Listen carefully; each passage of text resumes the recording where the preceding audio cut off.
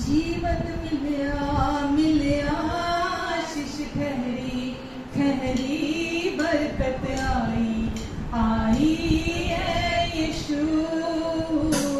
जीवन मिलया आशीष ठहरी ठहरी बरकत आई है यीशु।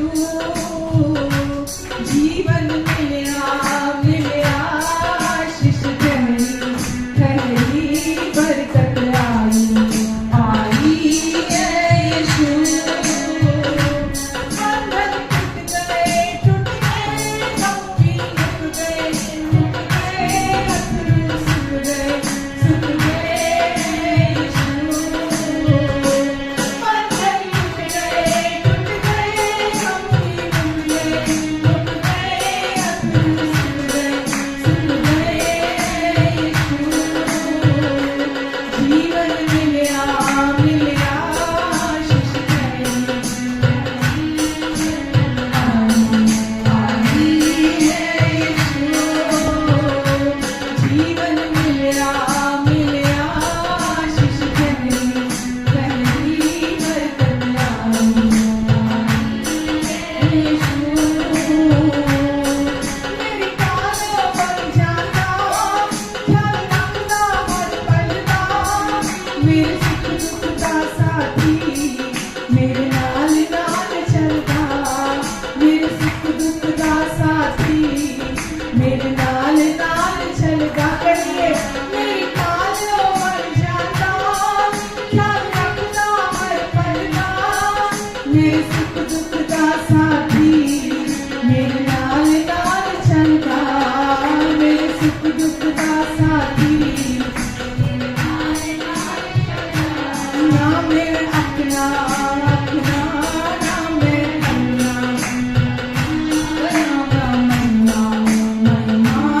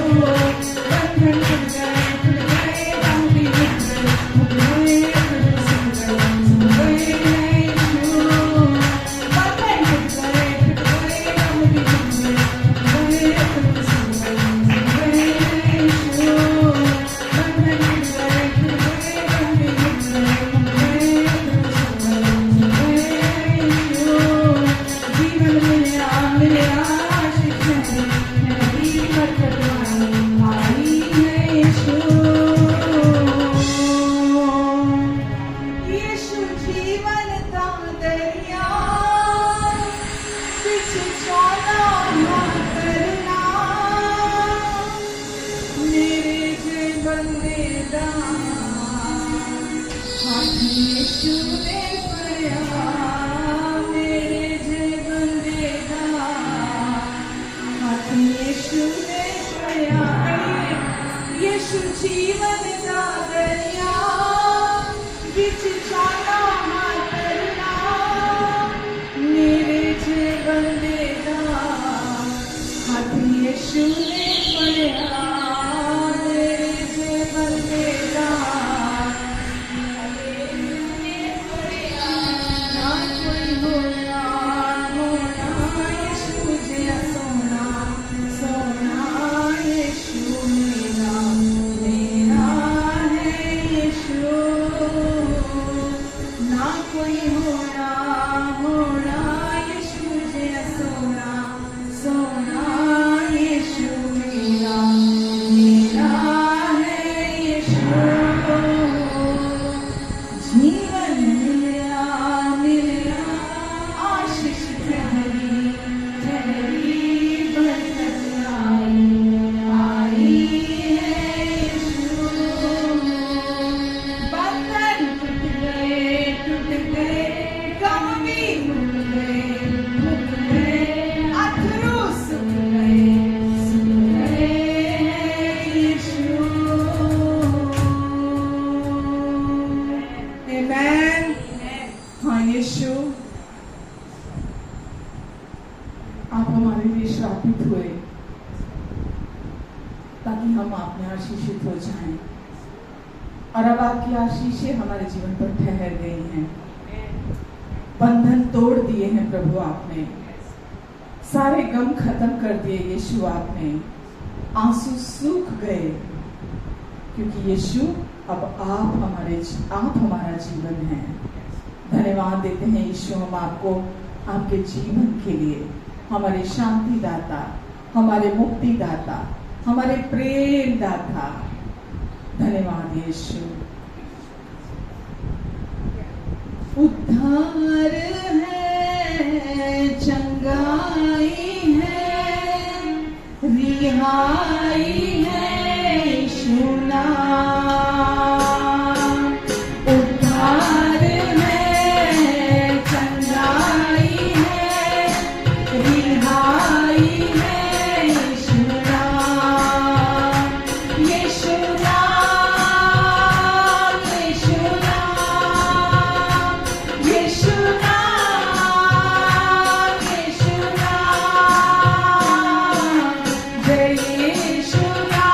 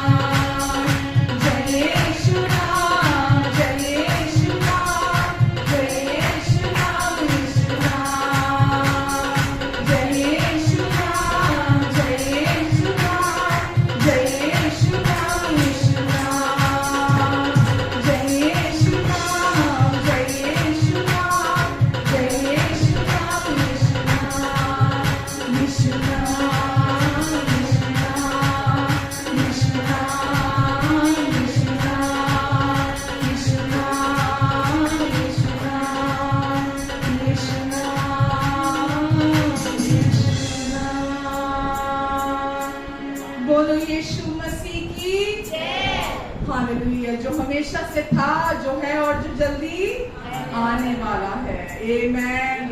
वचन कहता है यीशु वो नाम है जो पवित्र पवित्र अति पवित्र नाम है, जो हमेशा से था, जो आज भी है और जो बहुत जल्दी हमें लेने के लिए आने वाला है। हालेलुया। धन्यवाद देते हैं परमेश्वर हमें यीशु का नाम देने के लिए, क्योंकि नाम ही काफी है। क्योंकि यीशु के नाम से हम उद्धार प्राप्त करते हैं, यीशु के नाम से शांति मिलती है, यीशु के नाम से चंगाई मिलती है। आप जिस भी परिस्थिति से होकर गुजर रहे हो, परमेश्वर आपको उससे उद्धार दिलाते हैं। Hallelujah, hallelujah.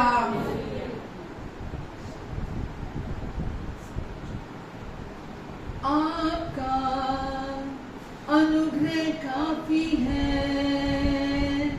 आपका अनुग्रह काफी है, आपका अनुग्रह काफी है मेरे लिए, मेरे लिए। आपका नाम काफी है यीशु, आपका नाम काफी है, आपका नाम काफी है मेरे लिए, मेरे लिए। आपकी शांति काफी है, आपकी शांति काफी है, आपकी शांति काफी है मेरे लिए, मेरे लिए। आपका जीवन काफी है, आपका जीवन काफी है, आपका जीवन काफी है मेरे लिए, मेरे लिए। आपका प्यार काफी है, आपका प्यार काफी है यीशु, आपका प्यार काफी है मेरे लिए, मेरे लिए। आपका रिश्ता काफी है, आपका रिश्ता काफी है, आपका रिश्ता काफी है मेरे लिए, मेरे लिए। आपका अनुग्रह काफी है, आपका अनुग्रह काफी है यीशु, आपका अनुग्रह काफी है मेरे लिए, मेरे लिए, मेरे लिए, मेरे लिए। आमेन। प्रभु का अनुग्रह, उनकी शांति, उनका आनंद, उनका प्यार, यीशु का नाम, यीशु की जिंदगी इस संसार में जीवन से बढ़कर जिंदगी जीने के लिए काफी है, जीवन से बढ़कर जीवन जीने के लिए काफी है। इस संसार में कुछ भी ऐसा नहीं जो हमें खुशी और तृप्ति दे सकता है, जो हमें परमानेंट जय दिला सकता है। हम यीशु में पहले से ही जीवन से बढ़कर हैं और वो जय हमारे लिए काफी है। आपकी जय काफी है, आपकी जय काफी है मेरे लिए, मेरे लिए। धन्यवाद देते हैं यीशु, धन्यवाद देते हैं प्रभु आपकी उपस्थिति के लिए, आपके अभिषेक के लिए। प्रभु आप हर एक के हृदय को ब्लेस कर रहे हैं प्रभु, ब्लेस कर रहे हैं प्रभु। इनके जीवन से जो कुछ भी आपकी इच्छा के विरुद्ध है, आप उसे इनके जिंदगी से दूर कर रहे हैं प्रभु। आप इन्हें अपने जीवन से जिस भी शैतान ने के झूठ ने इन्हें जकड़ कर रखा है, आप अपने जीवन के द्वारा इन्हें आजादी दे रहे हैं प्रभु। आप इन्हें प्यार, अपने पूरे दिल से प्यार करते हैं प्रभु। आज अभी आपकी उपस्थिति में आए हैं प्रभु, तो यीशु आप इन्हें अपने गूढ़ी भेद की बातों से भरपूर करने जा रहे हैं। यीशु प्रभु, आपका सुसमाचार बहुत सादगी के साथ आपने हमारे हमारे हमारे सामने प्रस्तुत किया है, जबकि आपको उसके लिए बहुत बड़ी कीमत चुकानी पड़ी है। वो बहुमूल्य सुसमाचार जो हमारे छुटकारे के लिए, हमारी आजादी के लिए, हमारे रिश्ते के लिए परमेश्वर के साथ आपने पूरा किया क्रूस पर, हम उसके लिए आपको धन्यवाद देते हैं प्रभु, धन्यवाद देते हैं यीशु। और हम उसी में आपसे सुनकर रेस्ट करते हैं प्रभु, क्योंकि आपकी बातों में जीवन भी है और आत्मा भी है प्रभु। आपका वचन आजादी दिलाता है, छुटकारा देता है, जीवन देता है, शांति देता है, चंगाई देता है, उन्नति देता है। धन्यवाद यीशु। जितने लोग भी यहाँ हैं, जितने लोग भी ऑनलाइन में सुन रहे हैं प्रभु, ये आपके प्रिय जन हैं। आपने इन सब के लिए अपना लहू बहाया ताकि ये सब परमेश्वर की दृष्टि में सिद्ध हो जाए, सही हो जाए। और प्रभु, आगे के लिए भी आप इनके साथ हैं, इन्हें सिखाने के लिए, समझाने के लिए। आपको मैं धन्यवाद देती हूँ प्रभु। हर एक को नामो नाम आप ब्लेस करें, इनके प्रियजनों को आप ब्लेस करें, इनकी सारी जरूरतों को प्रभु आप जानते हैं और आप पूरा भी करेंगे। अपने लहू के नीचे, अपने पंखों के नीचे प्रभु आप इन सबको कवर करके रखेंगे और इनके आने और जाने पर भी आप अपनी आशीष को ठहराएंगे। जितनों ने आपके ओर मुंह किया, सबने ज्योति पाई, किसी के मुंह को आज तक आपने काला होने नहीं दिया। जब कोई चुनता है आपकी ओर देखना, कभी किसी का मुंह काला नहीं हुआ, सबके चेहरे रोशन हुए। धन्यवाद देते प्रभु हम आपको। मेरी भी आप मदद करेंगे प्रभु, मैं आपकी ओर ताकती हूँ प्रभु, और मैं जानती हूँ असंभव को संभव करने वाला यीशु मेरे अंदर है। वो मेरी और है, वो मेरे लिए है। जो कॉलिंग आपने मेरे ऊपर ठहराई है प्रभु, आप ही उस कॉलिंग को पूरा भी कर रहे हैं। मैं उसके लिए आपको धन्यवाद देती प्रभु। धन्यवाद यीशु, धन्यवाद। आमेन, आमेन। हालेलुया। कैसे हैं सब? सचमुच अच्छे या सिर्फ जवाब देने के लिए अच्छे? हाँ, क्यों अच्छे? सच में मानते हैं कि वो आपके साथ है, मानते हैं कि वो आपको संभाल सकते हैं, वो सामर्थी हैं, वो योग्य हैं, वो इच्छुक हैं। आमेन।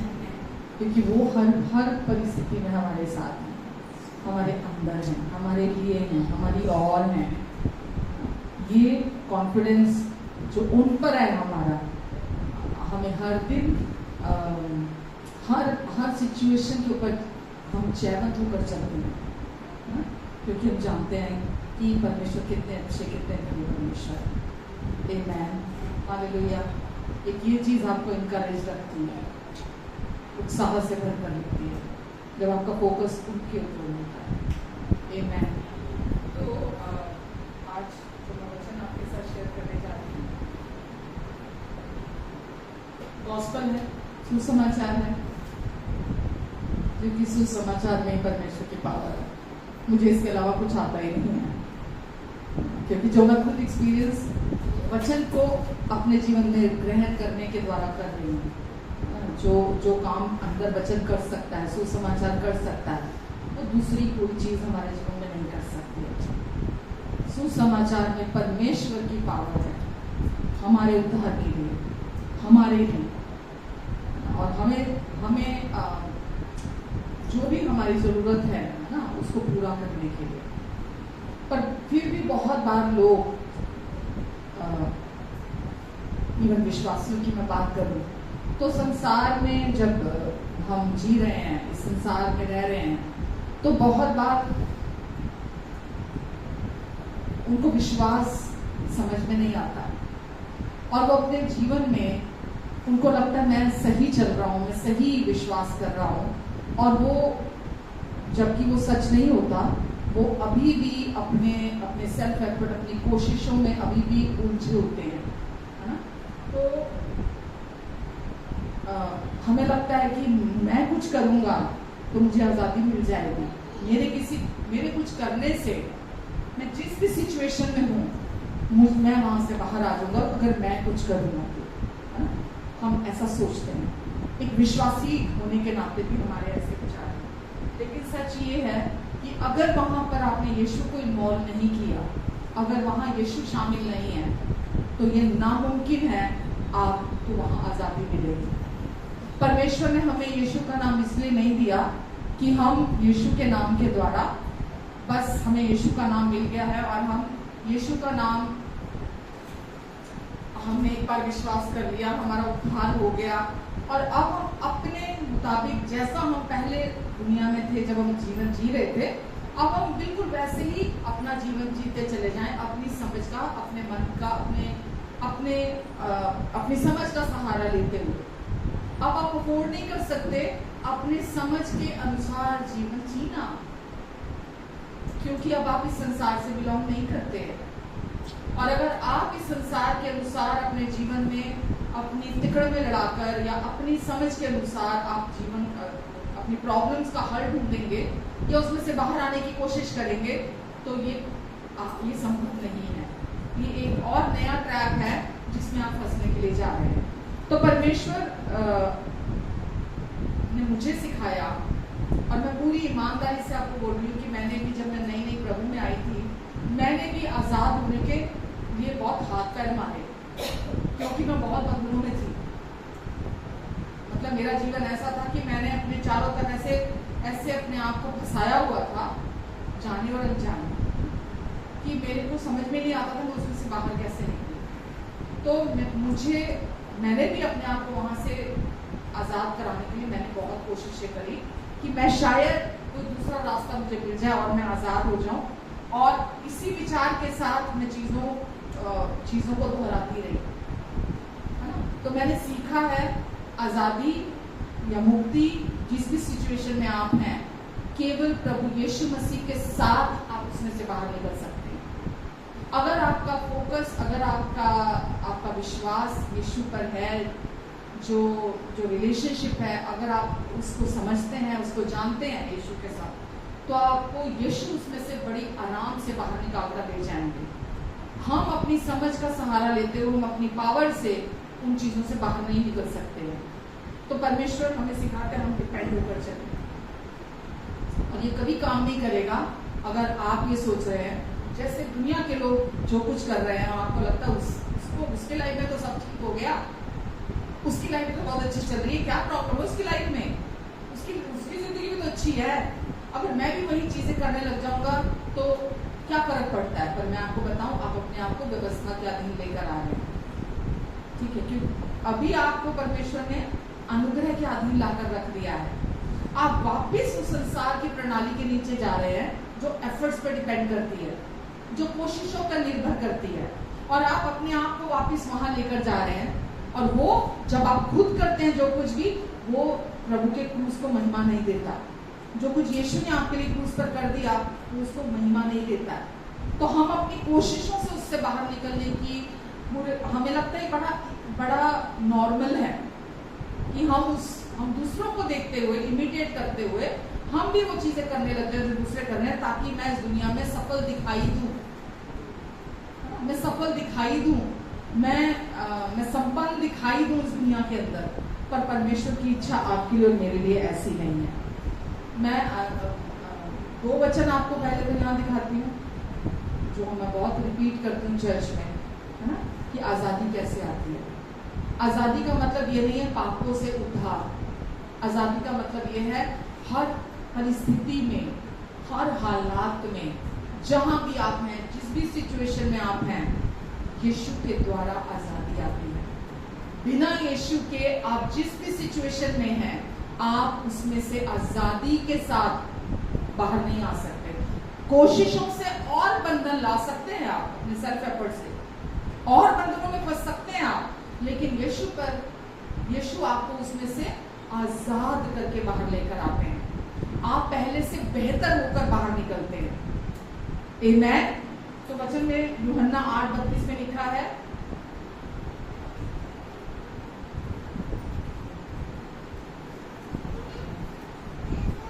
यूहन्ना 8:32 क्या लिखा है आपके बाइबल में? सत्य को जानोगे और सत्य तुम्हें स्वतंत्र करेगा। तुम सत्य को जानोगे और सत्य तुम्हें स्वतंत्र करेगा।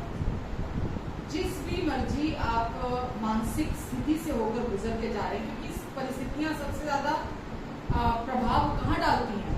हमारे मानसिक क्षेत्र पर प्रभाव डालती है परिस्थितियां, है ना। तो आप जिस भी मानसिक उसमें से होकर गुजर कर जा रहे हैं, वचन कहता है तुम सत्य को जानोगे और सत्य तुम्हें स्वतंत्र करेगा। तो तुम ये नहीं कहा सत्य तुम्हें स्वतंत्र करेगा, आप उस सिचुएशन में आप सच्चाई को जानेंगे और वो सच्चाई आपको आजाद करेगी। आप संसारिक चीजों के पास, संसारिक ज्ञान के पास, संसारिक सॉल्यूशन के पास नहीं जाएंगे। आप सच्चाई को अपने लिए सुनेंगे, आप सच्चाई को अपने लिए जानेंगे और सच्चाई आपको उसमें से बाहर निकालेंगे, आजाद करेंगे आपको। आमेन। क्योंकि केवल यीशु ही है जो हमें आजाद कर सकते हैं। यूहन्ना 14:6 में क्या लिखा है? यीशु ने कहा सत्य मार्ग और जीवन मैं हूं। सत्य मार्ग और जीवन। आपको सच्चाई चाहिए जो आपको आजाद करती है, आपको रास्ता चाहिए जो जैसे जय की ओर जाता है, और आपको जीवन चाहिए तो किसमें है? यीशु में है। तो यीशु ही परमेश्वर का वो सत्य है। परमेश्वर वचन में लिखा है यीशु ही वचन है और वचन ही यीशु है। तो आपका सॉल्यूशन कहाँ है? परमेश्वर के वचन में है। यानी कि यीशु में आपकी हर समस्या का हल, आपके हर सवाल का उत्तर आपको कहाँ मिलता है? आपको वचन में मिलता है, क्योंकि वचन ही यीशु है और यीशु ही सच्चाई है। आमेन। यीशु को जानना ही आजादी को लेकर आता है। प्रभु यीशु मसीह के नाम और उन्होंने जो आपके लिए कर दिया उसको जानना ही आपके जीवन में आजादी को लेकर आता है। बिल्कुल सिंपल ट्रूथ है ये। हम बहुत कोशिशें करते हैं, हम अपने दिमाग का दही कर देते हैं। सही मायनों में हम सोच कर हम अपने दिमाग का दही कर देते हैं, अपने दिमाग को खराब कर देते हैं। जबकि परमेश्वर आपको और मुझे क्या बोलते हैं? कोई भी परेशानी है, कोई भी परिस्थिति है, कैसा भी किस भी सिचुएशन से आप गुजर कर जा रहे हो, नहीं समझ में आ रहा आपको मुझे क्या करना है, आपके पास सवालों का जवाब नहीं है, आपके पास प्रॉब्लम का हल नहीं मिल रहा, आपको क्या करना है? सत्य को जानना है और सत्य आपको आजाद कर देगा। शैतान अपने झूठ के द्वारा आपको ट्रैप में फंसाना चाहता है, आपको सिचुएशंस आपके विरुद्ध में लेकर आके आपको हैरास करना चाहता है, परेशान करना चाहता है। लेकिन अगर आप निर्णय लेते हैं वचन में जाने का, आप वचन को अपने लिए सुनते हैं, पढ़ते हैं, आप उसको मेडिटेट करते हैं, आप उसको यीशु को इंटीमेटली जानना, वचन को यहाँ नहीं केवल जानना, वचन को निजी तौर पर पर्सनल अपने लिए जानना आपके जीवन में आजादी को लेकर आता है। आमेन। क्योंकि परमेश्वर का राज्य कैसे ऑपरेट होता है? अनुग्रह पर विश्वास करने के द्वारा।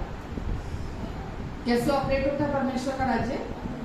अनुग्रह पर विश्वास करने के द्वारा। तो आप अभी क्या सुन रहे हैं मेरे से? जो यीशु ने पूरा किया वो परमेश्वर का अनुग्रह है, परमेश्वर ने अपने कृपा से उसको किया। तो नींव क्या है हमारे जीवन की? परमेश्वर की कृपा। क्या है नींव हमारे जीवन की? परमेश्वर की कृपा हमारे जीवन की नींव है। तो जितना आप परमेश्वर की कृपा को अपने लिए जानेंगे, है ना, यीशु ही परमेश्वर का अनुग्रह है, यीशु ही परमेश्वर की सच्चाई है, तो जितना आप उसको सुनेंगे आपका विश्वास आपके लिए काम करेगा। तो अनुग्रह पर विश्वास करना ही हमारे जीवन की नींव है, यानी कि कृपा पर, परमेश्वर की कृपा पर विश्वास करना ही हमारे जीवन की नींव है।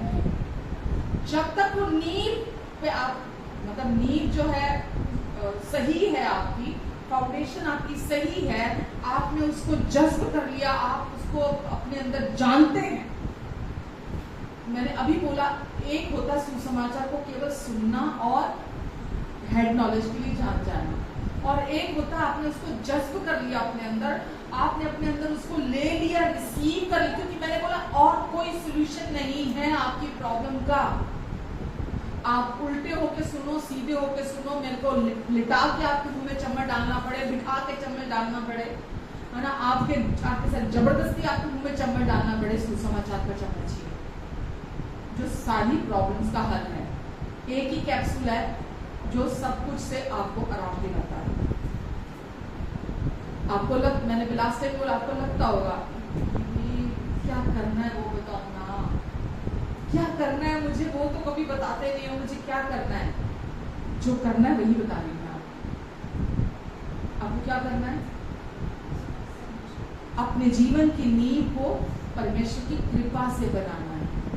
क्या करना है आपको, क्या नहीं करना से नहीं बनाना, कि आपका क्या पार्ट है, आपको क्या करना है क्या नहीं करना, उसके बारे में आपको नींव में नहीं सोचना।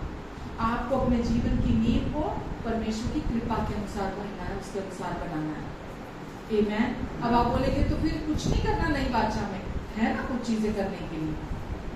आपको धन्यवाद, परमेश्वर के प्रति धन्यवादी रहना है ना। वचन में लिखा है स्तुति गीत गाया करो, धन्यवाद परमेश्वर को दिया करो, अन्य भाषा में प्रार्थना किया करो, क्योंकि ये सब कुछ विश्वास करना मतलब मुंह से बोलना।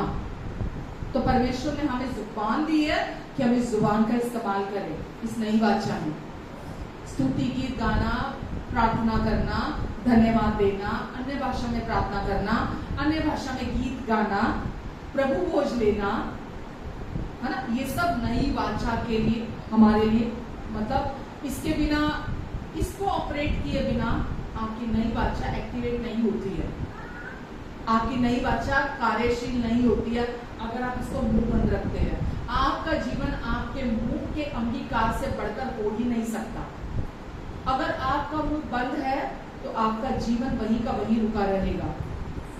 आप जितनी मर्जी कामना करते रहो, इच्छा रखो, ख्वाब देखते रहो, मेरा जीवन अब ऐसा हो जाए, मैं वहां पहुंच जाऊं, मैं ये प्राप्त कर लूं, मैं वो प्राप्त कर लूं, आपका जीवन आपके अंगीकार से बढ़कर नहीं हो सकता। तो अगर आप अपने वचन में लिखा है, मेरा वचन ये तो नहीं था पर चलो मैं क्लियर कर देती हूँ, नीति वचन में लिखा है शायद 18 में, जीव के वश में जीवन और मृत्यु दोनों है। जीव के वश में, जो इसका सही इस्तेमाल करता है वो इसका फल खाता है। तो आप जीव के वश में मतलब आप अपने हृदय में तो विश्वास करते हैं, बहुत लोग अपने हृदय में जानते हैं चीजों को, मालूम है उनको अपने हृदय में, लेकिन मुंह बंद है। अगर आपका मुंह बंद है तो आप वहीं के वहीं रहेंगे। जो चीजें मैंने नई बादशाह में आपको बोली, धन्यवाद देना, स्तुति करना, है ना, अन्य भाषा में प्रार्थना करना, अन्य भाषा में गीत गाना, है ना, प्रभु भोज, किसी भी सिचुएशन में प्रभु भोज को लेना, तो आपका फोकस कहाँ है? नई बादशाह पर, जो यीशु ने पूरा कर दिया।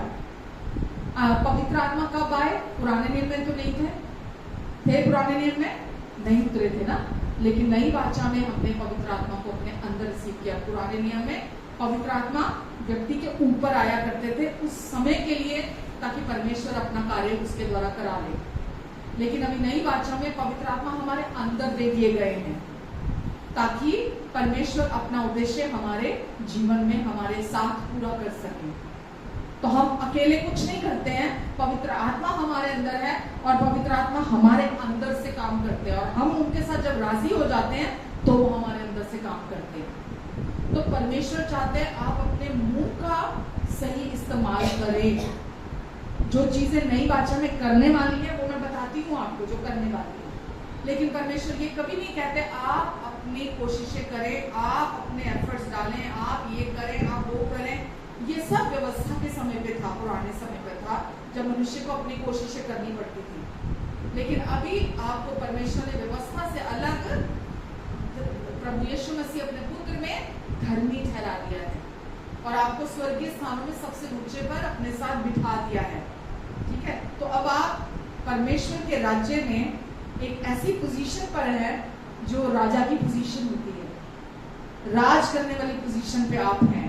लेकिन वो पोजीशन होते हुए भी अभी भी हम मतलब वो कहते हैं ना, एक सरवाइव करने वाली एक ना जो बेयर नीड्स होती है ना अपनी, हम उसके ऊपर डिपेंड होकर हम अपना मतलब उतना ही जैसे संसार के लोग है ना जी रहे, हम भी वैसे ही जीवन जी रहे। लेकिन आप अपनी जुबान पहले तो मसीह को जानना, खाली यहाँ मुंह से बोलने से केवल कुछ नहीं होता कि मैं आपको 4 लाइनें लिख के दे दूं और आप वो 4 लाइनों को घर जाके दोहराते रहे। मैं आपको क्या बोल रही हूँ, तुम सत्य को जानोगे तो सत्य तुम्हें आजाद करेगा। तुम यीशु को जानोगे तो यीशु आपको अंदर से आजाद करेगा। जो भी शैतान अपने झूठ और धोखे के द्वारा आपको अपने ट्रैप में फंसाता है ताकि वो आपको अपने लिए चला सके, अपनी योजना के लिए चला सके, अपने झूठे इरादों के लिए चला सके, गंदे इरादों के लिए। जब आप सच्चाई को अपने लिए सुनते हैं, जानते हैं, विश्वास करते हैं, तो परमेश्वर आपको अंदर से उन बंधनों से आजादी दिलाते हैं। वचन में लिखा है यीशु को जानना ही अनंत जीवन है। यीशु को जानना ही अनंत जीवन है। तो ये लिखा है यूहन्ना 17:3 में लिखा है, प्रभु यीशु मसीह को अपने लिए जानना केवल संडे चर्च आना काफी नहीं है कि आप संडे चर्च आए और इस दरवाजे से बाहर निकले और उसके बाद पूरी तरह संसारिक होकर आप अपना जीवन जीने लग गए। अपनी जो भी आपकी जरूरतें हैं उनकी चिंता करना, है ना, आने वाले कल की चिंता करना, अरे मैं क्या करूँ, मैं अपना आने वाला कल कैसे संभालूं, मैं अपनी जरूरतें कैसे पूरी करूँ, मैं अपने बच्चों के लिए क्या कर दूँ, मैं अपनी हेल्थ के लिए क्या कर लूँ। आप सारा कुछ अपने अनुसार ही करने लगते हैं, जबकि परमेश्वर ये नहीं कहते हैं। परमेश्वर कहते हैं हर चीज आपके हर चीज का आधार यीशु होना चाहिए। अगर आप पाप पर विजय का जीवन जिए तो सेल्फ एफर्ट से नहीं, यीशु को महिमा मिलनी चाहिए, आधार यीशु होना चाहिए। परमेश्वर आपको ये आपका ऐसा जीवन चाहते हैं। तो आप जितना सच्चाई को अपने लिए सुनते हैं उतना आप आजादी का जीवन जीते हैं। देखिए, पहाड़ के चारों तरफ घूमते रहना, चक्कर काटते रहना, ये मैंने भी किया है। जब तक मैं पूरा सच नहीं जानती, जब तक मैं व्यवस्था और अनुग्रह के मिक्सचर में फंसी हुई थी, तो मैंने भी पहाड़ के चारों तरफ बहुत चक्कर लगाए। पर आप जो अनुग्रह को जानते हैं, आपको पहाड़ के चारों तरफ चक्कर नहीं लगाने हैं। परमेश्वर ऐसा नहीं कहते कि तू अपनी कोशिश कर, नहीं होगा तो मेरे पास आ जाइए। परमेश्वर कहते हैं तुम जैसे हो मेरे पास आ जाओ। आमीन। तो ऐसा कुछ भी दुनिया में खास नहीं है या जो आपको सुनना बाकी है या जिसका रेवलेशन आपको मिलना बाकी है कि आप अपने जीवन में आजादी में चलने लग जाओ। मैं आपको यकीन से कह रही हूँ, ऐसा दुनिया में कुछ भी विशेष आपके लिए सुनना बाकी नहीं है जो आपको आजादी लेकर आएगा, चंगाई लेकर आएगा, आपको शांति लेकर आएगा, आपको संपूर्णता लेकर आएगा, आपके जीवन में सफलता लेकर आएगा, आपके जीवन में आप विजय में चलेंगे। ऐसा कुछ नहीं है जो अभी तक आपके कानों, अगर आप इस चर्च से बिलोंग करते हैं ना, ऐसा कुछ नहीं है जो अभी सुनना बाकी रह गया है। परमेश्वर ने अपना पूरा सच आप पर रिवील किया है। तो ऐसा कोई, सिर्फ उसको आपको अपने अंदर रिसीव करने की जरूरत है। जब आप उसको सुनकर अपने अंदर रिसीव करते हैं तो फल आएगा ही आएगा। स्वाद से भरा हुआ, खुशबू से भरा हुआ, आशीषों से भरा हुआ जीवन आएगा ही आएगा। क्योंकि सुसमाचार को जो व्यक्ति सुनता है और अपने लिए ग्रहण करता है, हो नहीं सकता उसका जीवन निम्न स्तर पर हो। सुसमाचार उस व्यक्ति को ऊंचा उठाता है, क्योंकि मतलब बेहाली में, कंगाली में, बीमारी में परमेश्वर को महिमा नहीं मिलती है। जब आपका जीवन खुशहाल होता है, आशीषित होता है, तभी परमेश्वर को आपके जीवन से महिमा मिलती है। आमेन। तो आपके जीवन में आजादी आने के लिए केवल यीशु ही काफी है। यीशु पर अपना फोकस करना, यीशु को जानना, क्योंकि सुसमाचार आपके विषय में बिल्कुल नहीं है कि आपको क्या करना है या करना बाकी रह गया, ये सुनना बाकी रह गया। सुसमाचार प्रभु यीशु मसीह के पूरा हुए काम के विषय में है, जो आपके बिहाफ पर उन्होंने कर दिया और कुछ भी बाकी नहीं छोड़ा है। तो दुष्ट आपको हमेशा मन में दौड़ाना चाहता है कि तू कम से कम इतना तो कर। जैसे होता है ना, मछली को पकड़ने के लिए चारा डाला जाता है, तो शैतान का काम क्या है, आपको चारा देना। वो हर फील्ड का चारा आपको देता है कि आपकी कौन सी कमजोरी है, आप वो चारा पकड़ लोगे। तो वो आपको परेशान करना चाहता है, आपकी कमजोरी का फायदा उठाना चाहता है, और वो चारा लेकर आना चाहता है कि आप कोई तो चारा पकड़ लो ताकि उसकी एक्सेस आपके लाइफ में बनी रहे। तो आपको और मुझे ये समझ में आना चाहिए कि यीशु ने मेरे लिए कोई काम बाकी नहीं छोड़ा, सब कुछ मेरे लिए पूरा कर दिया है। सब कुछ मतलब सब कुछ पूरा कर दिया है। मुझे इस शारीरिक और सांसारिक कोशिशों के क्षेत्र में मुझे नहीं जाना, क्योंकि वहां डेंजर है। मुझे वहां नहीं जाना है। मुझे केवल ये रास्ता जो यीशु ने मुझे दिया, लिखा है ना, चौड़ा है वो रास्ता जिस पर वो तेरे भाग रहे हैं, दुनिया भाग रही है। उनको लग रहा है वाह कितना अच्छा लग रहा है, कितना मजा आ रहा है, बहुत तेरे भाग रहे हैं। लेकिन सकरा है वो रास्ता जो जीवन की ओर लेकर जाता है। यीशु भी सत्य, मार्ग और जीवन है। तो सकरा है वो रास्ता जो हमें जीवन की ओर लेकर जाता है, और केवल यीशु ही है जो हमें आजाद करते हैं। और उन्होंने एक ही बार हमेशा के लिए क्रूस पर आपके लिए सब काम को पूरा कर आपको आजाद कर दिया है। आप नाम लो किसी चीज का कि इस बात का क्या, जो मैं ये सोचता हूँ इसका क्या, या जो मेरे विचारों में ये चीज है उसका क्या मुझे ये भी नहीं करना। आप मुझे सवाल कर सकते हो कि ऐसा क्या, मतलब आपके मन में है कि शायद यीशु ने ये नहीं किया, मुझे लगता है यीशु ने ये नहीं किया, मुझे ये करना बाकी है। मैं आपको आगे से जवाब दे सकती। वचन में लिखा है, अपने एक ही बार के बलिदान के द्वारा हमेशा के लिए यीशु ने हमें सिद्ध बना दिया है।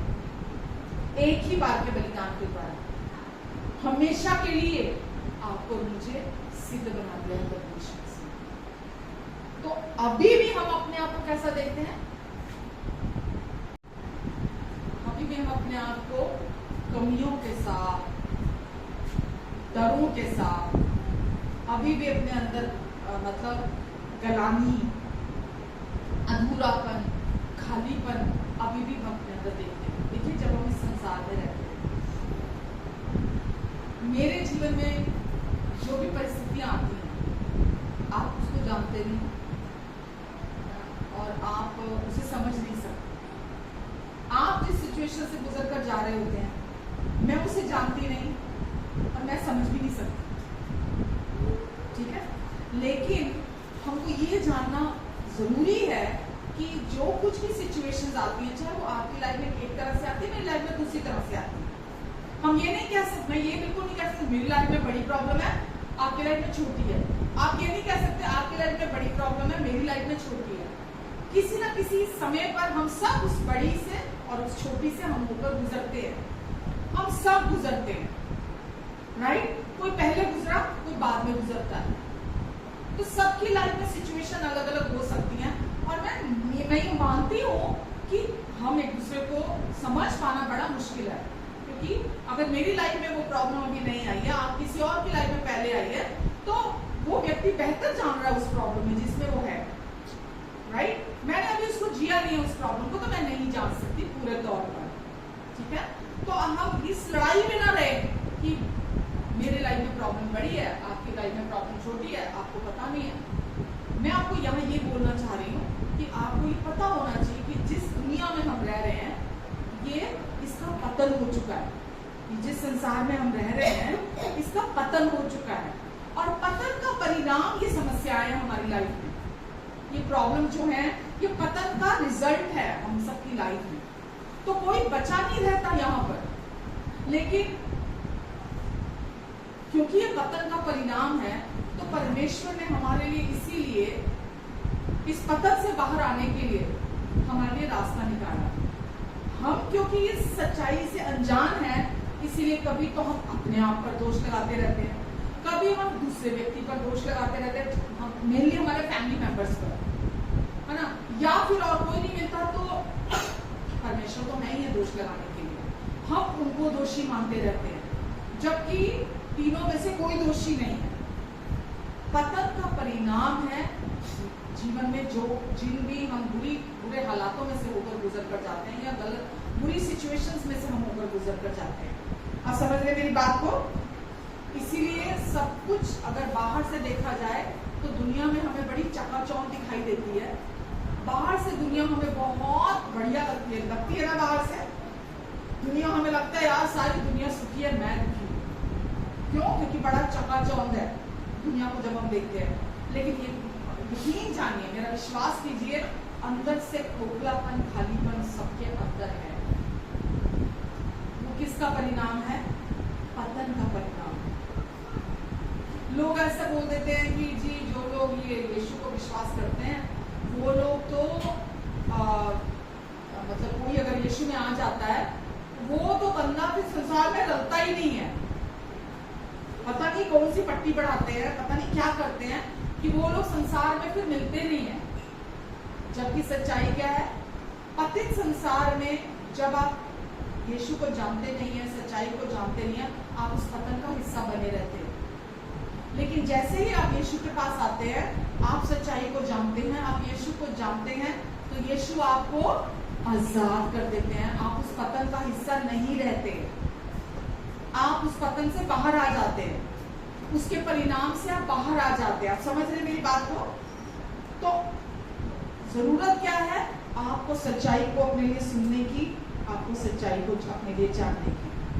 आमेन। ये सारा मैंने वचन सुबह लिखा है जो मैं आपको प्रचार कर रही हूँ, मॉर्निंग में मैंने लिखा है। तो पतन का मैंने पहले भी आपको मतलब बताया था। पतन मैं वो जब बोल रही हूँ, इस पूरे संसार, जो पूरा संसार है पतन हो चुका है, पतन है, राइट? इसका अर्थ क्या है? अपनी मासूमियत को खो देना। क्या करना? जो मासूमियत परमेश्वर ने ओरिजिनली इंसान को बनाया था, जिस मासूमियत के साथ, उस मासूमियत को खो देना और अपनी ओरिजिनल स्टेट से सबसे निचले स्टेट में आ जाना, परमेश्वर की कृपा से नीचे गिर जाना। समझ रहे हैं? परमेश्वर की कृपा से नीचे गिर जाना, अपनी ओरिजिनल स्टेट से सबसे निचले हिस्सों में आ जाना, इसको बोलते हैं। और ये जो संसार है, जो दुनिया के लोग हैं, ये जो बातें मैं बोली अपनी ओरिजिनल स्टेट से ये संसार नीचे आ गया, तभी तो उन्होंने धर्म का सहारा लेना शुरू किया। क्यों? क्योंकि परमेश्वर के साथ कनेक्शन टूट गया, परमेश्वर की दया से, कृपा से नीचे आके गिर गए। और तभी उन्होंने नए नए धर्मों की रचना कर ली। चाहे कोई भी नाम ले लो आप, हिंदू, मुस्लिम, सिख, ईसाई, क्रिश्चियन, ना और भी बहुत सारे हैं। उन्होंने धर्मों का सहारा लेना शुरू कर दिया। उन्हें ऐसा लगा कि मैं खुद धर्म का पालन करूंगा तो मैं एक अच्छा व्यक्ति, एक अच्छा इंसान बन जाऊंगा, ताकि परमेश्वर मुझे स्वीकार कर ले। वो अंदर से नहीं जानता रियल प्रॉब्लम क्या है, लेकिन वो अंदर से खाली और डिस्कनेक्टेड महसूस करता है अपने अंदर। और वो पतन की वजह से अंदर से इंसान जानता है वो डिस्कनेक्टेड है परमेश्वर से। तो ये परिणाम डिस्कनेक्टेड अपने पाप की वजह से नहीं हुआ, डिस्कनेक्टेड किसकी वजह से हुआ? पहले आदम के पाप की वजह से हुआ। तो वो अपने अंदर हर इंसान डिस्कनेक्टेड फील करता है परमेश्वर से। वो पता नहीं उसका कारण क्या है लोगों को, लेकिन वो अपने अंदर डिस्कनेक्टेड फील करते हैं। और उस कनेक्शन को वो प्राप्त करने के लिए वो अच्छे भले काम करते हैं, नियमों का पालन करते हैं, व्यवस्था जिसको बोल देते हैं, अपनी कोशिशें करते हैं, है ना, ताकि वो वापस परमेश्वर के साथ कनेक्टेड हो जाए। बट ये असंभव है कि मनुष्य अपनी कोशिशों के द्वारा, अपने कामों के द्वारा परमेश्वर के साथ कनेक्टेड हो जाए। वो कितनी भी कोशिशें कर ले इंसान, कुछ भी कर ले, मतलब आप सोच लो जहां तक सोच सकते हो, वो परमेश्वर के साथ अपना रिश्ता अपने कार्यों के द्वारा, अपनी कोशिशों के द्वारा नहीं बना सकता। और जो वो अंदर तड़प रहा है ना आजाद होने के लिए, हर इंसान अंदर तड़प रहा है आजाद होने के लिए, वो आजादी उसको कभी नहीं मिल सकती जब तक यीशु नाम उसकी जिंदगी में नहीं आ जाए। जब यीशु का नाम उस इंसान की जिंदगी में आता है ना, तो वो जो सालों से कोशिश कर रहा है ना उस जगह को भरने की, वो ऐसे भर जाती है, क्योंकि यीशु नाम अंदर से सारे बंधनों को तोड़कर आपके जीवन से आपको पूरी आजादी दिला देता है। मतलब इसको ऐसे समझूं अगर मैं, कि अगर कोई व्यक्ति किसी दलदल में है, किसी दलदल में फंसा हुआ कोई व्यक्ति, ठीक है, तो यीशु क्या करते हैं, अपने आप तो वो व्यक्ति दलदल से निकल नहीं सकता, किसी भी हालत में वो दलदल से नहीं निकल सकता, क्योंकि अगर कोई दूसरा इंसान उसको दलदल से बाहर निकालने की कोशिश करेगा तो क्या होगा, वो भी दलदल में फंस जाएगा। समझ रहे हैं आप? तो एक इंसान अगर दलदल में चला गया तो वो धीरे धीरे धीरे धीरे धीरे धीरे करता हुआ उस दलदल में हमेशा के लिए दफन हो जाता है। और जो दूसरा व्यक्ति उसको दलदल से बाहर आने की कोशिश करेगा कि हाथ दे मैं तुमको बाहर निकाल लेता हूँ, वो भी उसके साथ उस दलदल में चला जाएगा। तो यीशु ने क्या किया, एक उदाहरण के तौर पर मैं आपको समझाने के लिए बोल रही हूँ। ये पूरा संसार, पूरी दुनिया कहाँ है, दलदल में फंसी हुई है, क्योंकि पतन हो चुका है इस संसार का। धीरे धीरे धीरे धीरे धीरे जीवन जो है लोगों का, उनको पता नहीं है, मैंने बोला ना बाहरी चकाचौंध लग रही है बट अंदर सब खोखला और खाली है। तो यीशु ने क्या बढ़ाया, अपना हाथ बढ़ाया संसार की तरफ दलदल से बाहर आने के लिए। तो जब यीशु अपना हाथ बढ़ा रहे हैं तो ये सामने वाले व्यक्ति पर निर्भर करता है कि वो अपना हाथ यीशु को बचाने के लिए देता है कि नहीं। परमेश्वर नहीं चाहते एक भी आत्मा नाश हो, ये परमेश्वर की इच्छा नहीं है एक भी आत्मा नाश हो, लेकिन ये व्यक्ति का खुद का चुनाव है। अगर वो अपना हाथ बढ़ाता है तो यीशु उसको उस दलदल में से बाहर निकाल देते हैं। और ऐसे ही बाहर नहीं निकालते, कैसे बाहर निकालते हैं, सबसे पहले अपनी रेजरेक्शन की पावर, अपने मुर्दों से जी उठने वाली सामर्थ उस व्यक्ति के अंदर देते हैं। आमेन। पवित्र आत्मा उसको देते हैं और वो रेजरेक्शन की पावर के द्वारा वो व्यक्ति उस पाप की दलदल में से, उस मृत्यु की दलदल में से बाहर आ जाता है। आप समझ रहे मेरी बात? तो केवल ये कौन कर सकता है, क्योंकि पाप और मृत्यु के ऊपर जय किसने प्राप्त की है, जिसने पाप और मृत्यु के ऊपर जय प्राप्त की है, केवल वही आपको पाप और मृत्यु की दलदल से बाहर निकाल सकता है। हमारा सबसे बड़ा पाप पता है क्या है? क्या है सबसे बड़ा पाप? जब हम खुद को पाप और मृत्यु के संसार से खुद को बचाने की कोशिश करते हैं, इससे बड़ा पाप नहीं है। हम अपने आप को पाप और मृत्यु से बचा नहीं सकते, केवल यीशु के द्वारा ही हम पाप और मृत्यु की व्यवस्था से बाहर आ सकते हैं। हमारी कोशिशों के द्वारा हम उससे बाहर नहीं आ सकते। और वो हर टाइम यहाँ काम कर रही है, वो व्यवस्था जो है वो हर समय काम कर रही है। ये मत सोचिए कि वो काम नहीं कर रही है, हमारे अंगों में भी काम कर रही है। हमारे अंगों में भी पाप काम कर रहा है अभी भी। क्यों? क्योंकि वो यहाँ बहुत साल रह के गया है। जबकि वो पुराना मनुष्य को यीशु ने क्रूस पर कीलों से जड़ दिया, पर अभी भी उसके फुटप्रिंट बाकी हैं।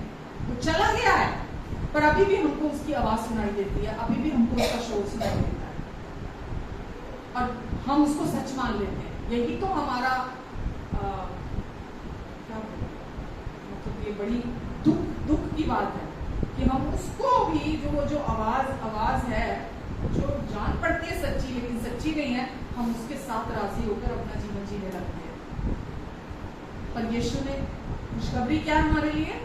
यीशु ने हमें पाप और मृत्यु की व्यवस्था से हमेशा के लिए उस दलदल में से बाहर निकाल दिया अपनी रेजरेक्शन की पावर के द्वारा। अपने पवित्र आत्मा से भरा हमें, और कैसे निकाल दिया यीशु ने? रेजरेक्शन की पावर से पहले क्या किया यीशु ने? पाप पर जय पाई, मृत्यु पर जय पाई। हमारे सारे पापों को यीशु के ऊपर डाल दिया गया।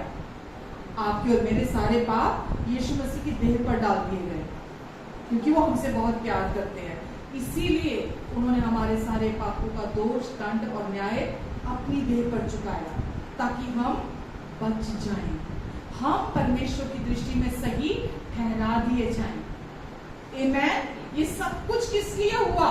ताकि आप वापस परमेश्वर की कृपा के नीचे आ जाएं, आप परमेश्वर की दृष्टि में एकदम सही हो जाएं। हालेलुया। तो ये काम होना बाकी है या हो चुका?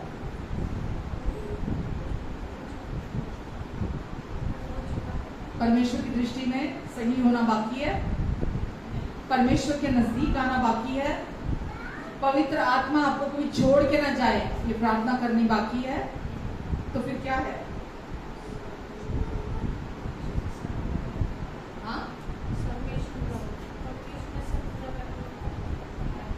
तो अब आपको परमेश्वर के नजदीक जाने के लिए क्या करना है?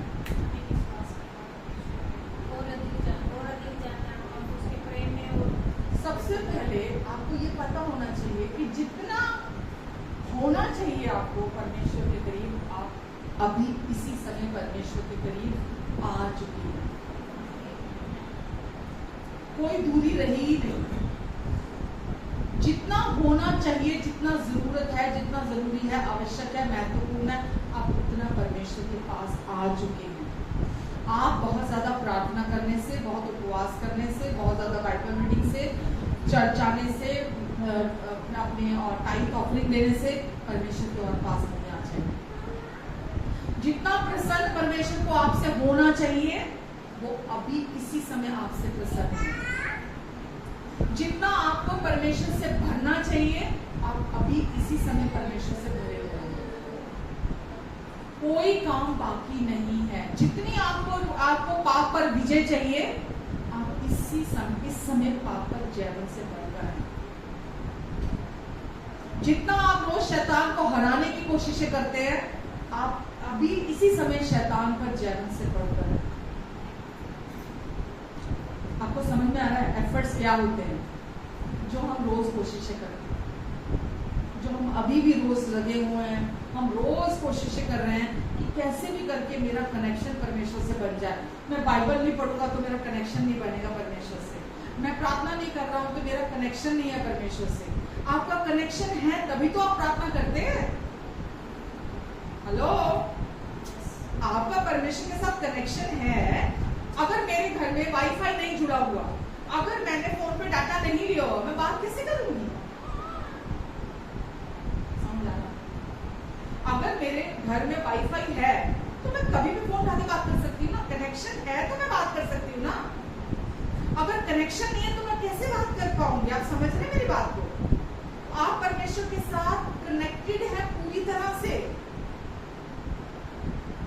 आपके कुछ करने से कनेक्शन नहीं बनने वाला। हाँ, आप उस कनेक्शन का भरपूरी से आनंद उठाते हैं जब आप फोन करते हैं, जब आप वीडियो कॉलिंग करते हैं, राइट? तो हम परमेश्वर से ऑलरेडी कनेक्टेड हैं। लेकिन जब हम चुनते हैं प्रार्थना करना, जब हम चुनते हैं हमसे बात करना, जब हम चुनते हैं आराधना करना, जब हम चुनते हैं चर्च आना, जब हम चुनते हैं कोई भी चीज, वचन पढ़ना, तो हम उस कनेक्शन में हमें क्या क्या फायदे हैं, हमें परमेश्वर ने क्या क्या दे दिया है, यीशु ने क्या क्या पूरा कर दिया मेरे लिए, मुझे क्या क्या मिल चुका है, हम उसका भरपूरी से आनंद उठाते हैं। समझ रहे हैं? कुछ भी यीशु ने बाकी नहीं छोड़ा।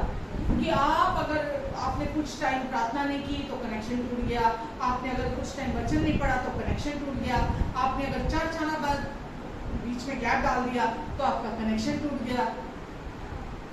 आपके किसी भी कर्म की वजह से कनेक्शन नहीं हुआ परमेश्वर के साथ। ये इतना बड़ा आत्मिक कार्य था जो आप और मैं पूरा नहीं कर सकते थे। इस काम को परमेश्वर ने खुद अपने पुत्र के क्रूस के द्वारा पूरा किया। बाइबल में लिखा, हम जो सब पहले दूर थे अब मसीह के द्वारा हम परमेश्वर के पास आ गए हैं। ये काम पूरा हो चुका है। इट इज जस्ट दैट कि हमें उसकी अवेयरनेस नहीं है, हम उसके बारे में जागरूक नहीं है, हम उस सच को अपने अंदर जानते नहीं है। इसीलिए हमारी प्रार्थनाएं रोने की, गिड़गिड़ाने की, मतलब भीख मांगने की,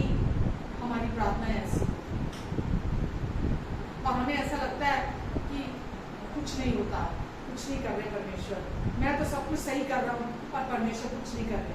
मैं तो बाइबल भी पढ़ रहा हूँ, मैं तो प्रार्थना भी कर रहा हूँ, मैं तो चर्च भी जा रहा हूँ, मैं तो ये भी कर रहा हूँ, मैं तो वो भी कर रहा हूँ, अब वो कुछ नहीं कर रहे, मैं तो सब कुछ कर रहा हूँ। लो जाग रहे हैं ना, समझ में आ रहा है ना? हम क्या सोचते हैं मैं बहुत अच्छा हूँ, वही कल्प्रिट है। उनको मैं दिखाई नहीं दे रहा, उनकी दृष्टि मेरे पर नहीं किसी और पर लगी हुई है। पर सच्चाई क्या है? हमारी बाइबल रीडिंग, हमारी प्रार्थना, हमारा चर्च आना, इसका मतलब समझ में आ रहा है?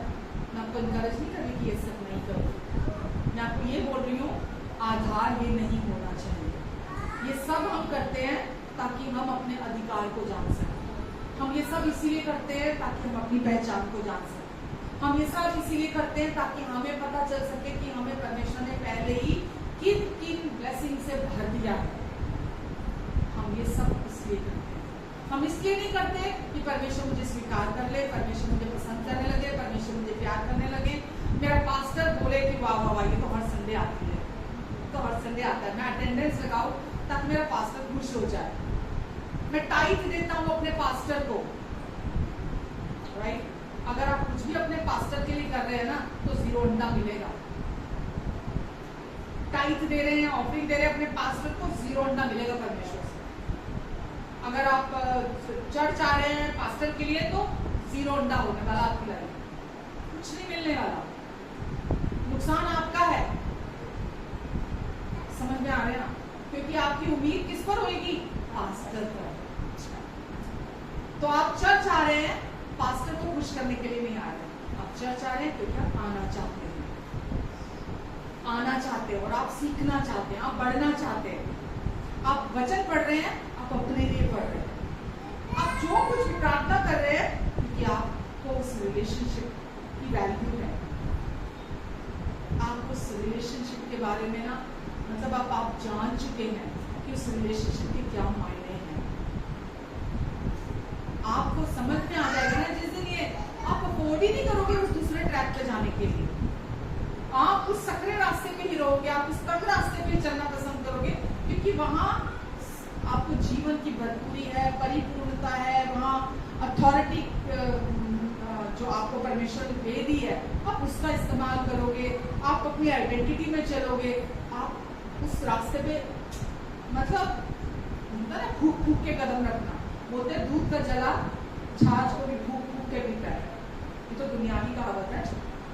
और जब आपको ये समझ में आ जाता है कि ये लो रोड है, लग रही है मुझे सही लेकिन ये लो रोड है, मुझे इस पे नहीं चलना, मुझे परमेश्वर के साथ चलना है। और जो वो मुझे सिखाते हैं कि मुझे सुसमाचार को पकड़ कर रखना है, मुझे सुसमाचार को विश्वास करना है, सुसमाचार यीशु के बारे में है, वो मेरी नई आइडेंटिटी के, मेरी पहचान के बारे में है, मुझे क्या दे दिया है, मुझे नई बादशाह में क्या क्या परमेश्वर चाहते हैं मैं करूं, है ना? आप उसको अपने जीवन में प्रतिदिन प्रैक्टिस करते हैं, आप प्रार्थना करते हैं, आप आराधना करते हैं, आप इंजॉय करते हैं, आप उसको आनंद के साथ करते हैं। जो व्यक्ति, मैं ये जानती हूँ कि अपने जीवन से मैं ये कह सकती हूँ, जो व्यक्ति अनुग्रह की नई बादशाह को विश्वास करता है ना उसका चेहरा दिख जाता है। जो व्यक्ति अनुग्रह पर विश्वास करता है, केवल अनुग्रह पर विश्वास करता है, क्योंकि अनुग्रह पर विश्वास करने से ही आपका उद्धार होता है, सबसे बड़ा काम।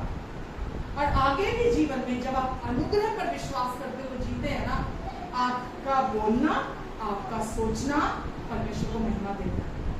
आप जो सोचते हैं, आप खुद देख लेना, मैं नहीं बोल रही, आप जो सोच रहे होते हैं और आप जो बोल रहे होते हैं, आपको पता चल जाएगा कि आप अनुग्रह पर विश्वास कर रहे हैं कि नहीं कर रहे हैं। क्योंकि जो व्यक्ति अनुग्रह पर विश्वास करता है उस व्यक्ति का सोचना और बोलना एकदम अलग है।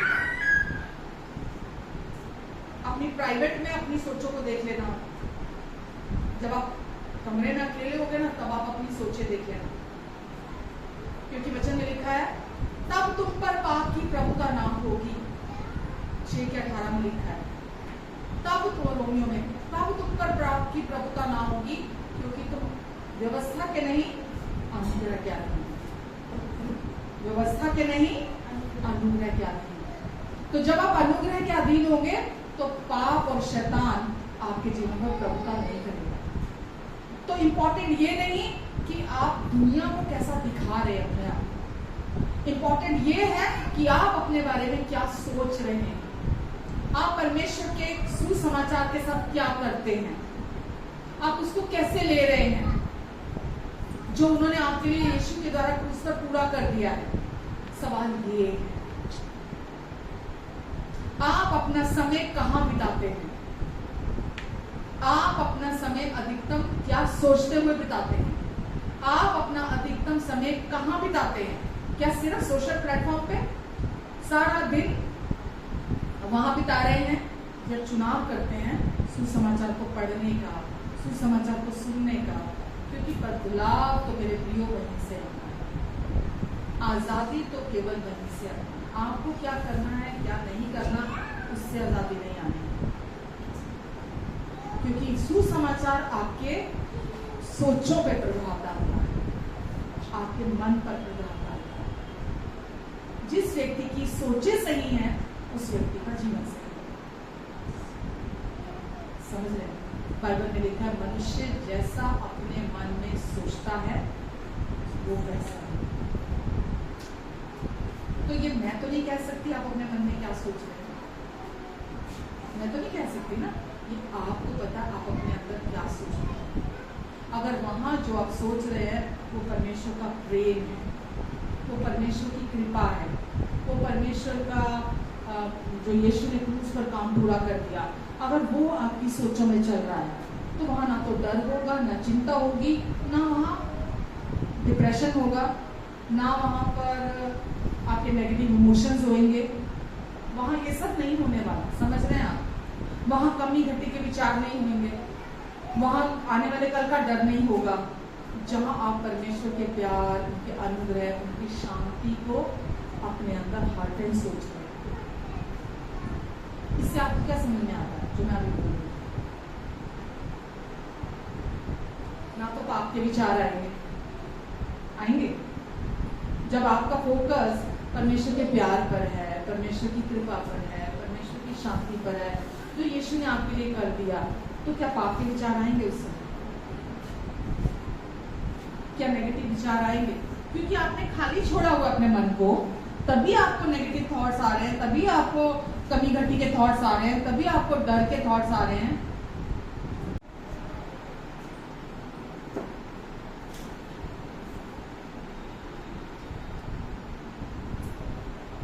तो आपको क्या करने की जरूरत है? अपने विचारों में, अपनी सोचों में हर समय नए बीज बोने हैं। वचन में एक जगह लिखा है पुराने नियम में, बीज बोने का कोई समय नहीं है। सुबह भी बो, दोपहर को भी बो, शाम को भी बो, रात को भी बो, क्योंकि तू नहीं जानता कौन सा बीज पर देना है, क्योंकि तू नहीं जानता। तो आपको क्या करना है? अगर आप संसारिक रीति से ट्रेन होना चाहते हो, ठीक है, बोलने में बड़े तेज तरार, लोगों के सामने न्यूज की बात आ जाए, पॉलिटिक्स की बात आ जाए, क्रिकेट की बात आ जाए, जहां बैठूं मैं तो अपना सिक्का बजा दूंगा। अगर आप उसमें तेज होना चाहते हो, सारा दिन टीवी ऑन करो, न्यूज सुनो, सारा दिन आप बैठो, अपने आप को उसी से फीड करते रहो। क्यों? लोगों के सामने पोस्ट करने को मिलता है लोगों को। अगर आप चाहते हो, जो आप बनना चाहते हो, मेरा मतलब डाउन द लाइन खत्म ये बात, जो आप चाहते हो फ्यूचर अपना जैसा, ठीक है, आप वो करना शुरू करो। अगर आप परमेश्वर की ब्लेसिंग्स में चलना चाहते हो तो अपने जीवन में बीज बोना शुरू कर दो, जो परमेश्वर के बहुमूल्य मोती हैं, वचन है, उनको अपने अंदर भरना शुरू कर दो, जो केवल आपके भलाई के लिए, केवल आपकी चंगाई के लिए, आपकी उन्नति के लिए। 3 जॉन एक ही चैप्टर है, उसमें वहां लिखा है, हे प्रिय, जैसे जैसे तू आत्मिक उन्नति करता है, वैसे वैसे तू सब बातों में उन्नति कर और भला चंगा है। शायद 3 में लिखा है, 2 में लिखा है, क्या लिखा है? मेरी प्रार्थना है कि जैसे तू आत्मिक उन्नति कर रहा है, वैसे ही तू सब बातों में उन्नति करे और भला चंगा रहे। तो जैसे जैसे आप आत्मिक उन्नति कर रहे हैं, कैसे होती है आत्मिक उन्नति?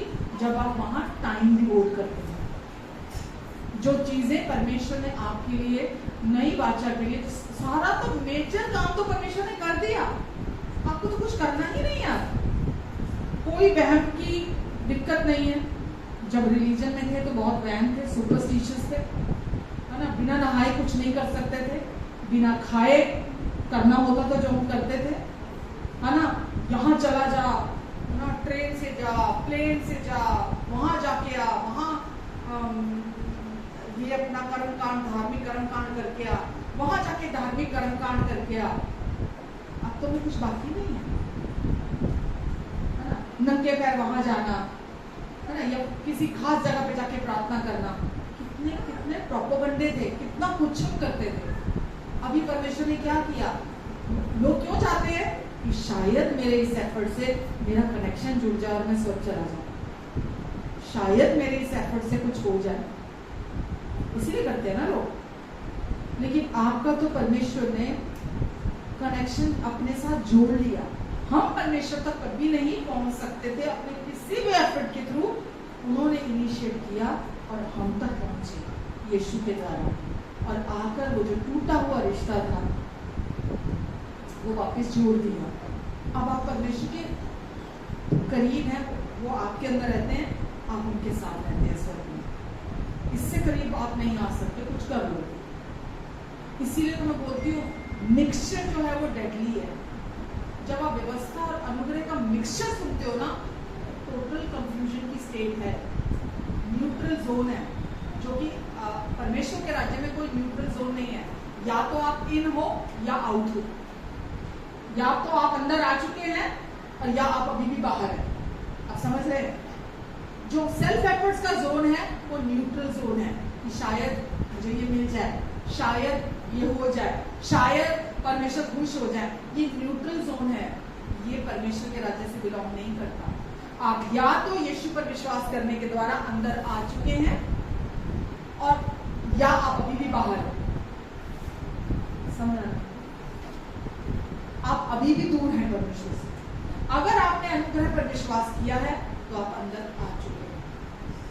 अगर आपने अनुग्रह पर विश्वास नहीं किया तो आप अभी भी बाहर हैं। तभी तो इतने सवालों की आंधी होती है अंदर, तभी हेकड़ी ना, क्या बोलूं मैं, नकाब पहन के रखना, क्रोधित रहना ना, ये जो सारी पुराने मनुष्यत्व की बातें थी।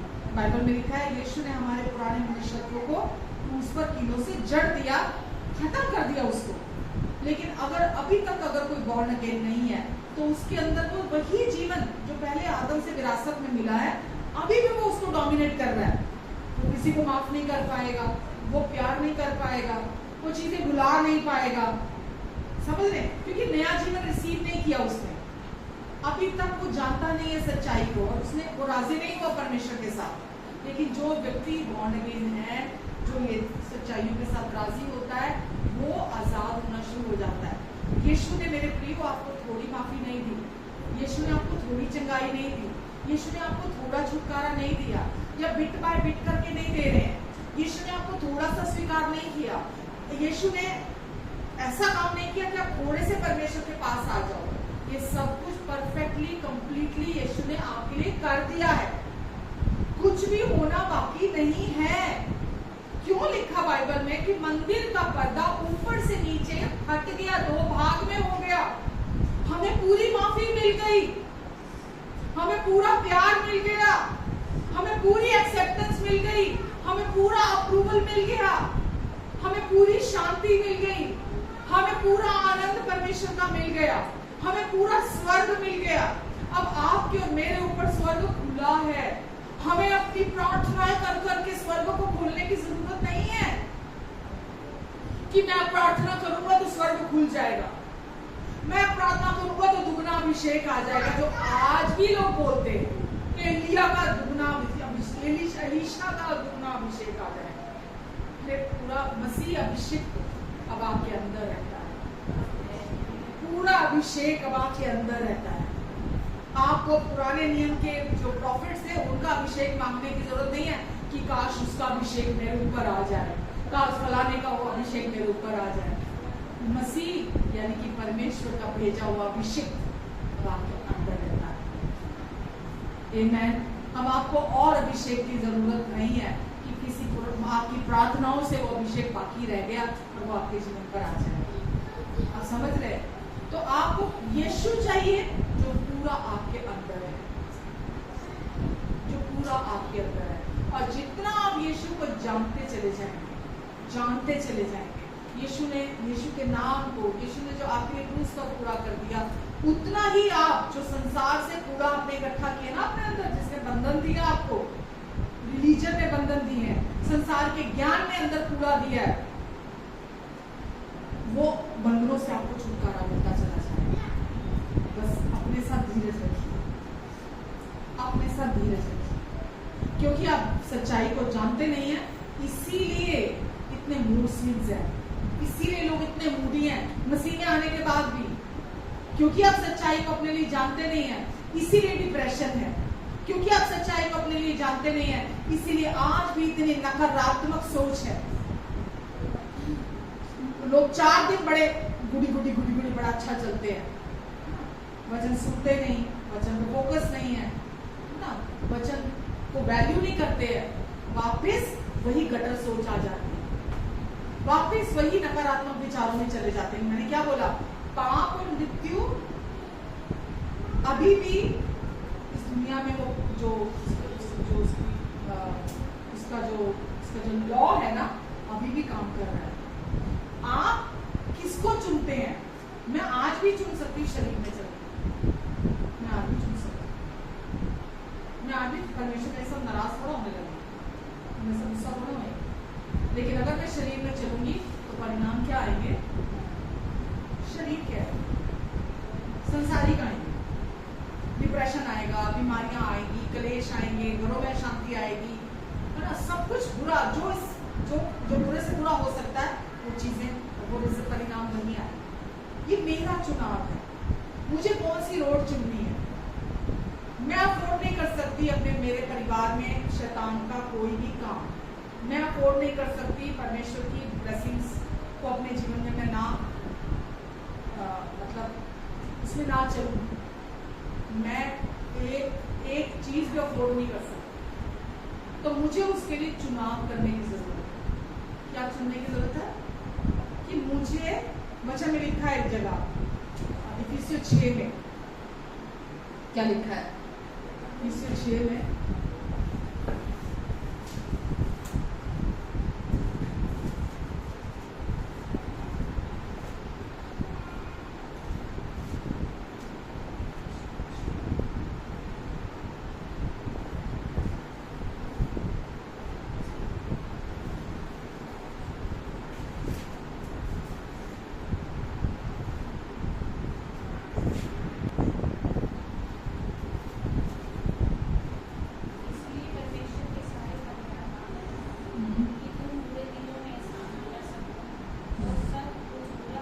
क्या लिखा है? ताकि तुम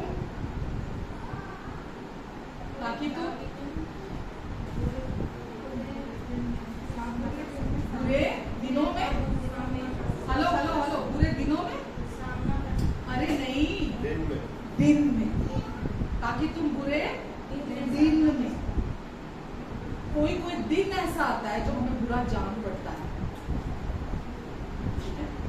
कोई दिन ऐसा आता है जो हमें बुरा जान पड़ता है। तो लिखा है, इसलिए परमेश्वर के सारे हथियार बांध दो कि तुम बुरे दिन सिंगुलर है, एक दिन की बात की जाए, ताकि तुम बुरे दिन में सामना कर सको और सब कुछ पूरा करके फिर से क्या करो? कोई भी बुरा दिन आया उसका तुम डट के मुकाबला कर सको, सामना कर सको उसका, क्योंकि अब आप जानते हो अपनी आइडेंटिटी को, अब आप जानते हो कि आपको परमेश्वर ने भर दिया है, परिपूर्ण कर दिया है, परमेश्वर आपकी ओर है, परमेश्वर आपके लिए है, परमेश्वर आपके साथ है, आप अकेले नहीं हो। आगे क्या लिखा है? इसलिए सबसे पहले क्या लिखा है? सत्य के द्वारा अपनी कमर, जानते ही नहीं होगे तो कमर क्या कसोगे आप? हेलो, सत्य को जानते होगे तो कमर कसोगे ना, सत्य को जानते ही नहीं होगे तो कौन से सच्चाई से कमर कसोगे? सत्य अपने आप तो आके लिपटेगा नहीं आपके साथ। जो सत्य को जानता है उसका उसका क्या मतलब है? कोई देखने वाली बेल्ट तो है नहीं। तो जो सत्य को जानता है उसका क्या अर्थ है? सत्य से उसने अपनी कमर को कस के रखा है। कस के रखने का क्या मतलब है मालूम? जो पीछे की रीढ़ है ना वो सीधी रखी, इसीलिए सत्य से कमर को कसा जाता है। पहले टाइम में लोग बेल्ट को ना, जो लोग भी इसमें उड़ते हैं ना, तो ये मिलिट्री में उड़ते थे, तो बेल्ट को खूब टाइट कस के बांधते थे ताकि ढीला ना, उसको ऐसे ही तन के रहता था, स्ट्रेट स्थिर। तो सत्य से अपनी कमर को पहले, सबसे पहले नंबर सत्य को जान। यीशु ही सत्य है, यीशु ही वचन है। तो सबसे पहले सच्चाई से अपने आप को भरो तो सही, उसको आप जानो तो सही। तो सत्य से अपनी कमर को कसकर धार्मिकता की झिलम जो ऑलरेडी आपकी है, आपको परमेश्वर ने यीशु के द्वारा वचन मिलकर जो पाप से अज्ञात था उसे परमेश्वर ने हमारे लिए पाप ठहराया ताकि उसमें होकर हम परमेश्वर की धार्मिकता बन जाएं। हम बन चुके हैं। तो धार्मिकता की झिलम हमेशा पहन के अपने धार्मिक उसके प्रति जागरूक रहो कि मैं अच्छे कर्मों की वजह से धर्मी नहीं बना, यीशु पर विश्वास करने के द्वारा मैं परमेश्वर की धार्मिकता, क्योंकि ये अच्छे कर्मों से प्राप्त नहीं हुई मुझे धार्मिकता, इसीलिए मेरी गलतियों की वजह से ये जाएगी भी नहीं। ये मैंने कमाई नहीं है धार्मिकता, ये परमेश्वर ने मुझे गिफ्ट के तौर पर दी है। तो हमेशा उसके प्रति अवेयर रहना। जब आप अवेयर रहते हो तो धार्मिकता की झलक को हमेशा पहने रहते हो। तो बाहरी कोई पहनने वाला पोशाक नहीं है कि बंदा परमेश्वर कह रहे जा अलमारी में से निकाल और जाके पहन ले। अवेयरनेस की बात होती है कि इसके प्रति सारे हथियार जो परमेश्वर ने जो कुछ भी गिफ्ट में दिया है वो हथियार के तौर पर दिया ताकि तुम बुरे दिन में सामना कर सको। तो धार्मिकता की झिलक पहनकर और पांव में मेल के सुसमाचार की तैयारी के जूते पहन। तो हर समय आपके पांव में मेल मिलाप के सुसमाचार के जूते क्या है? मेल मिलाप के जूते, सुसमाचार के जूते हमेशा पहन के रखो और इन सब के साथ विश्वास की ढाल लेकर स्थिर रहो जिससे तुम उस दुष्ट के सब जलते हुए तीरों को बुझा सको और उद्धार का टोप और आत्मा की तलवार जो कि परमेश्वर का वचन है उसे ले लो। हर समय और हर प्रकार से आत्मा में प्रार्थना और विनती करते रहो और इसीलिए जागते रहो कि सब पवित्र लोगों के लिए लगातार विनती किया करो। आमीन। समझ में आ रहा? ये नई वाचा का वचन, ये नई वाचा है जो आपको करने के लिए कहा जा रहा है। आपको यहाँ करने के लिए का क्या मतलब है? जो कुछ आपको परमेश्वर ने आपके बिना पर कर दिया है, विश्वास से उसको उसके प्रति जागरूक रहो और उसको अपने लिए धारण करो। आपको क्या बना दिया है, आपकी नई आइडेंटिटी अब क्या है? यीशु ने आपके लिए जो जो क्रूस पर जो आपको सहना था वो सब आपके लिए सह लिया है। आपको ये जानते हुए उसमें रेस्ट करना, ना तो आपको परमेश्वर को चलाने के लिए कुछ करना है, ना अपनी ब्लेसिंग्स को कमाने के लिए कुछ करना है, ना परमेश्वर के वायदों को पूरा करने के लिए आपको कुछ करना है। आपको कुछ नहीं करना। सबसे पहले सच्चाई को जानना है, क्योंकि अगर आप सच्चाई को जानते होंगे, यीशु ने बोला यदि तुम मुझ में बने रहो और मेरा वचन तुम में बना रहे, यूहन्ना 10 में लिखा है, यदि तुम मुझ में बने रहो और मेरा वचन तुम में बना रहे तो जो कुछ भी तुम मांगोगे वो तुम्हारे लिए हो जाएगा। तो यीशु में बने रहो का क्या मतलब है? यीशु को जानना ही यीशु में बने रहना। ये नहीं है कि आपने गलती की तो यीशु से अलग हो गया। वचन ये नहीं कह रहा कि आपने कुछ गलती की, आपने पाप किया तो परमेश्वर ने आपको अलग कर दिया अपने आप से। ये बिल्कुल नहीं है, जैसा कि अभी भी बहुत सारे प्रचारक बोलते हैं।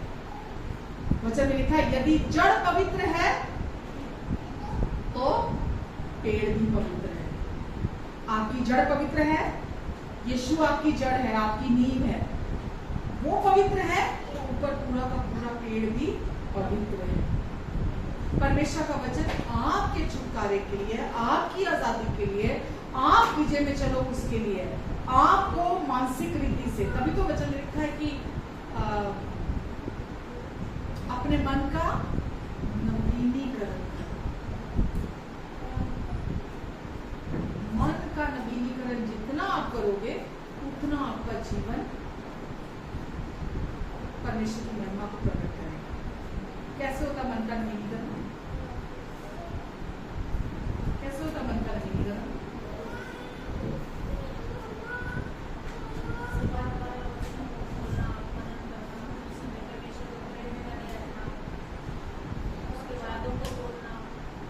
और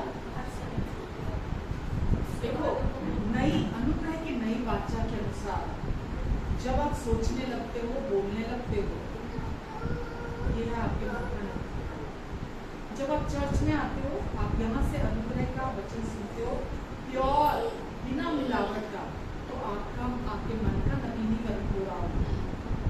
जब आप इसके साथ राजी होते हो तो वो आपके अंदर जड़ पकड़ता है, और जब वो आपके अंदर जड़ पकड़ता है, आपका जीवन रोशन होता है, आपके जीवन में आनंद की भरपूरी होती है। आप बाहरी परिस्थितियों पे डिपेंड नहीं रहते, उनके बदलने की इंतजार नहीं करते, आप हमेशा खुश रहते हैं। आपको कुछ फर्क नहीं पड़ता कि कौन आपको फेवर कर रहा है, कौन आपको फेवर नहीं कर रहा। आप बिना शर्तों के लोगों को प्यार करने लगते हैं। आप समझ रहे? प्रभु यीशु मसीह ने कभी भी इस दुनिया को अपना सोर्स नहीं माना। ठीक है? यीशु जब तक इस धरती पर थे, उनका सोर्स पिता था। जो भी उनका प्रोविजन था इस दुनिया में रहते हुए, जो कुछ भी यीशु को यहाँ चाहिए था, सोर्स कौन था? पिता था। इसीलिए बाइबल में हम पढ़ते हैं कि जब प्रभु भोज का आयोजन किया गया था, तो वहाँ पर यहूदा इस्करियोती भी था, और यहूदा इस्करियोती ने, आपको पता है, मुझे बताने की जरूरत नहीं क्या किया था। तो यीशु ने उसको क्या कहा था? अपना मित्र कहा था।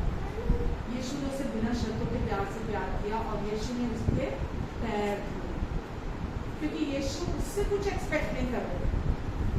उसी ने पकड़वाया था यीशु को, ऐसे लोग तो है ना, तो उसी ने यीशु को पकड़वाया था, और यीशु पहले से जानते थे उसके बारे में।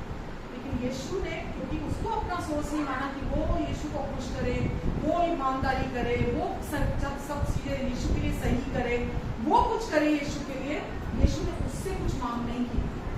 यीशु ने उसकी तरफ नहीं देखा था, क्योंकि यीशु पिता के बिना शर्तों के प्यार को अपना सोर्स बनाकर इस धरती पर जी रहे हैं। तो परमेश्वर भी क्या चाहते हैं आपसे? कि आपका सोर्स भी केवल परमेश्वर, केवल परमेश्वर।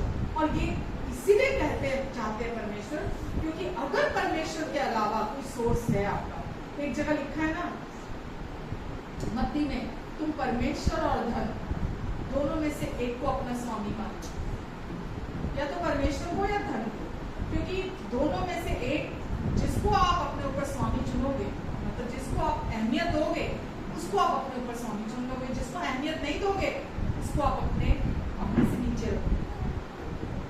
तो ये संसार में जो प्रभु बना बैठा है सबका, वो क्या है?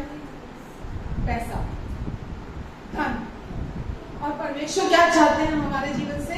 कि हमारा फोकस, हमारा ध्यान, हमारा सोर्स ये दुनिया का धन नहीं, ये दुनिया के लोग नहीं, हमारी फैमिली नहीं, है ना, चर्च का कोई व्यक्ति नहीं, कोई भी आपका सोर्स ना हो जिसकी तरफ आप देखें ये मेरे लिए कुछ करेगा, ये इसको मेरे लिए कुछ करना चाहिए, ये मेरे लिए कुछ सही करे। जब आप करोगे, ऐसा सोचोगे, आप इतने बुरी ठोकर खा के गिरोगे ना, संभल पाना मुश्किल होगा। तो लोगों के साथ अनकंडीशनल प्यार करने के लिए बुलाए गए हैं, ना कि इसलिए कि वो हमारे लिए कुछ करें, स्पेशली हमारी फैमिली। हम वहां अपने रिश्ते खराब करते हैं जहां हम बहुत एक्सपेक्टेशन रखते हैं। एक्सपेक्टेशन कड़वाहट को लेकर आती हैं, और खूबसूरत और पवित्र रिश्तों में जहर का काम करती हैं। तो हम एक्सपेक्टेशन क्यों होती है? क्योंकि हम उस व्यक्ति को अपने जीवन का सोर्स मान रहे होते हैं कि ये मेरे लिए कुछ करे।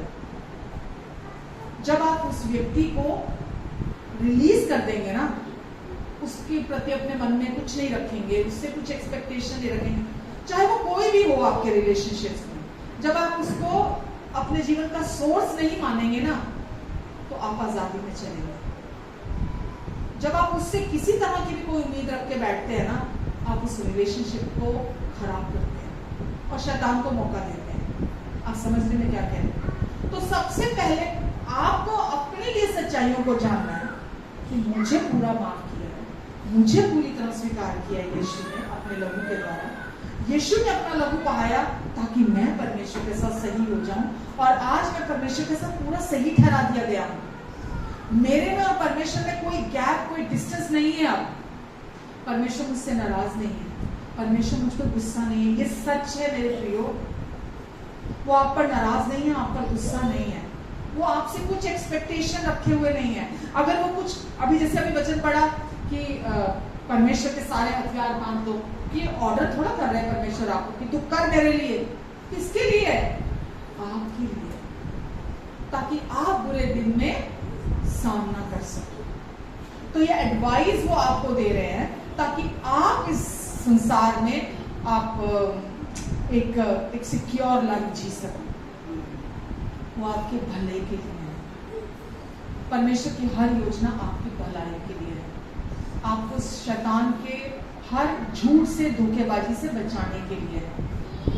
जब आप उनके अनकंडीशनल प्यार को अपने अंदर रिसीव करोगे तो वो प्यार अंदर ही भरा नहीं रहेगा, वो आप में से बहेगा। मेरे अंदर जिसके लिए परमेश्वर ने अनकंडीशनल प्यार भरा है ना, मेरे को अपने आप को रोकना मुश्किल हो जाता है कि मैं कैसे रोकूं अपने आप। मतलब कंट्रोल करना मेरे लिए मुश्किल हो जाता है, जबकि परमेश्वर ने सेल्फ कंट्रोल का आत्मा दिया है, राइट। पर मैं आपको ऐसे बोली, वो प्यार ऐसे बहने लगता है आपके अंदर से कि आपको खुद समझ में नहीं आता कि सामने वाला व्यक्ति लायक है या नहीं। आप कैलकुलेशंस नहीं लगाते, वो योग्य है कि नहीं, आप कैलकुलेशंस नहीं लगाते कि ये है कि नहीं है योग्य प्यार करने के, कि मैं इसको प्यार करूं कि ना करूं। आप जब अपनी माफी के प्रति अवेयर होते हैं, प्यार के प्रति, एक्सेप्टेंस के प्रति, है ना, परमेश्वर के करीबी के प्रति, वो जीवन आप में से बहता है। और इसी के लिए हम बुलाए गए, हम स्वर्गीय जीवन के लिए बुलाए गए। बच्चों में लिखा, अपना मन पृथ्वी की बातों पर मत लगाओ, पृथ्वी की बातों पर मत लगाओ, अपना मन स्वर्गीय वस्तुओं पर लगाओ जहां मसीह विद्यमान है। जब हम अपना मन पृथ्वी की बातों पर लगाते हैं, चिंता आती है, डर आते हैं, डिप्रेशन आता है, मूड स्विंग्स आते हैं, है ना, हम परेशान रहते हैं। जो व्यक्ति इस बात को समझ जाता है, कोई एक व्यक्ति घर में खड़ा हो जाए जो जल्दी से परेशान ना हो, वो वही है जो पहले अपने बारे में सच्चाई को जानता है। बाकी का सारा घर वो शांति से बात होती है। कोई एक, परमेश्वर चाहते कोई एक खड़ा हो जाए जो सत्य को जानता है, कोई एक खड़ा हो जाए। इसलिए अपना प्रेशियस टाइम परमेश्वर के वचन की सच्चाई को आप होल हार्टेडली, आपका तन मन धन, आपका सब कुछ के साथ आपको क्या करना है वो नहीं,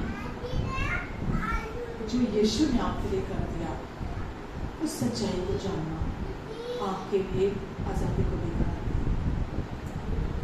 आते हैं। तो अपना समय कहाँ हमें लगाना है?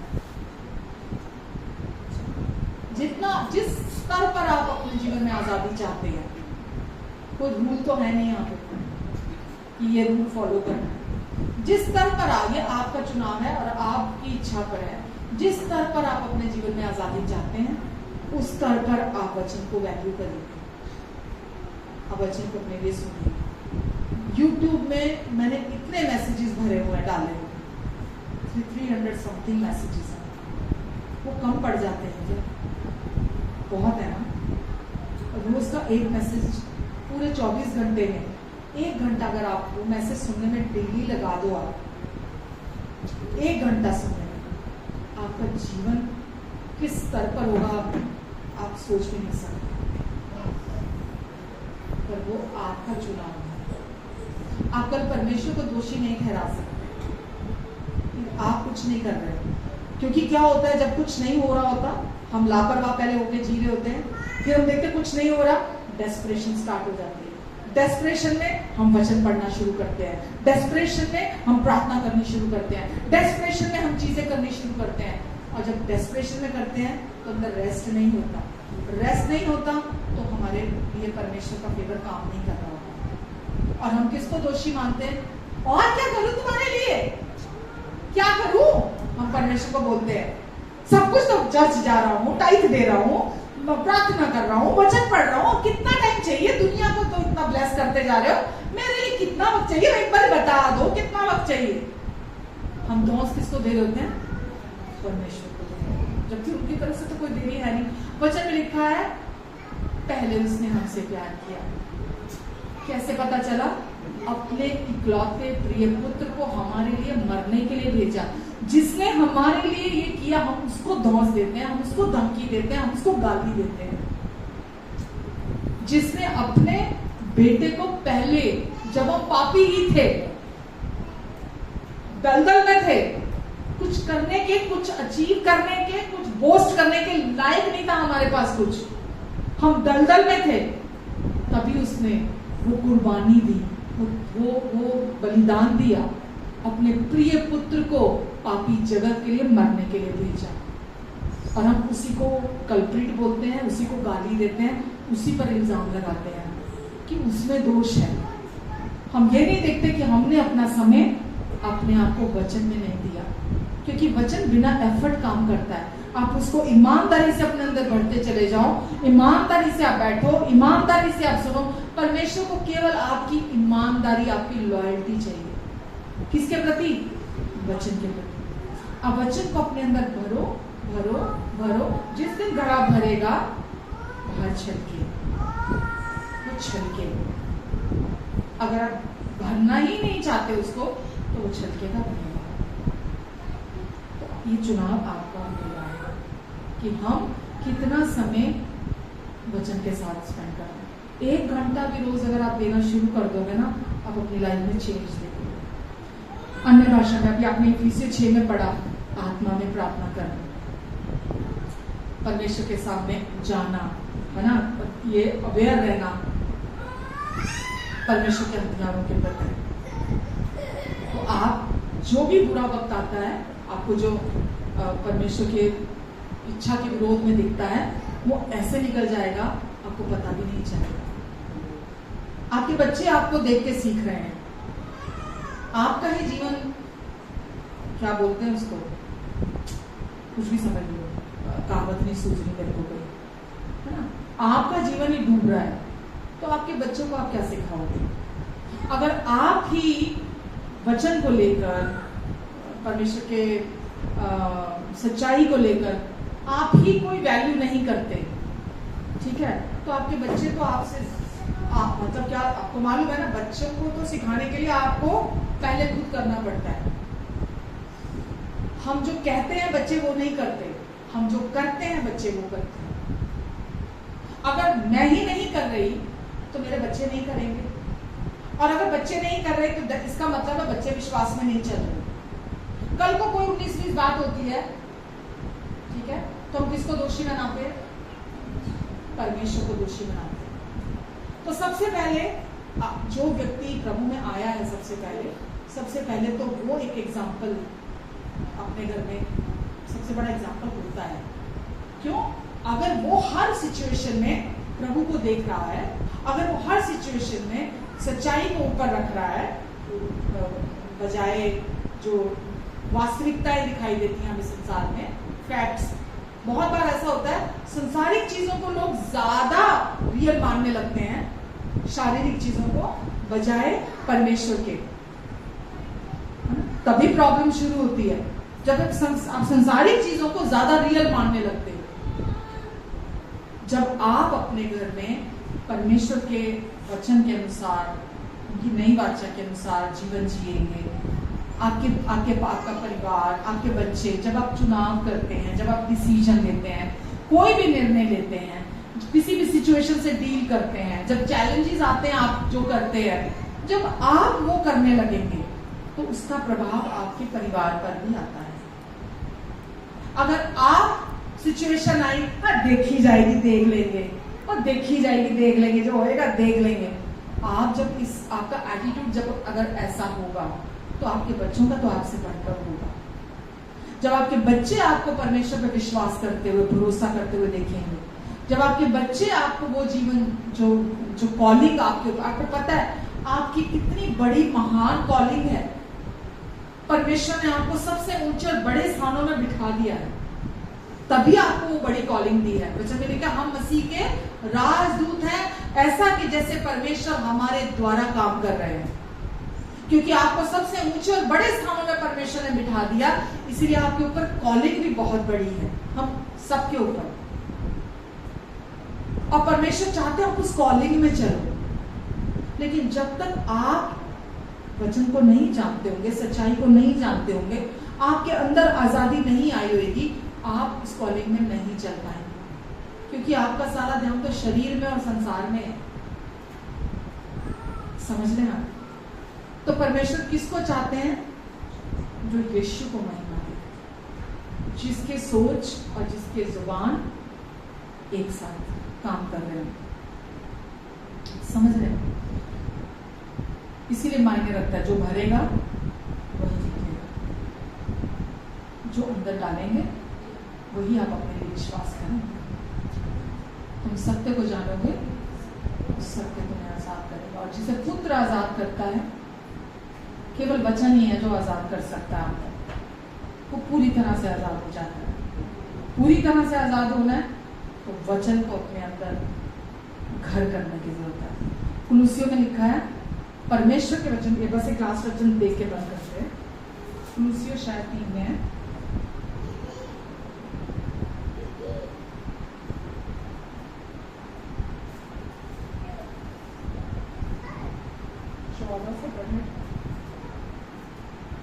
क्या पढ़ रहे हो आप?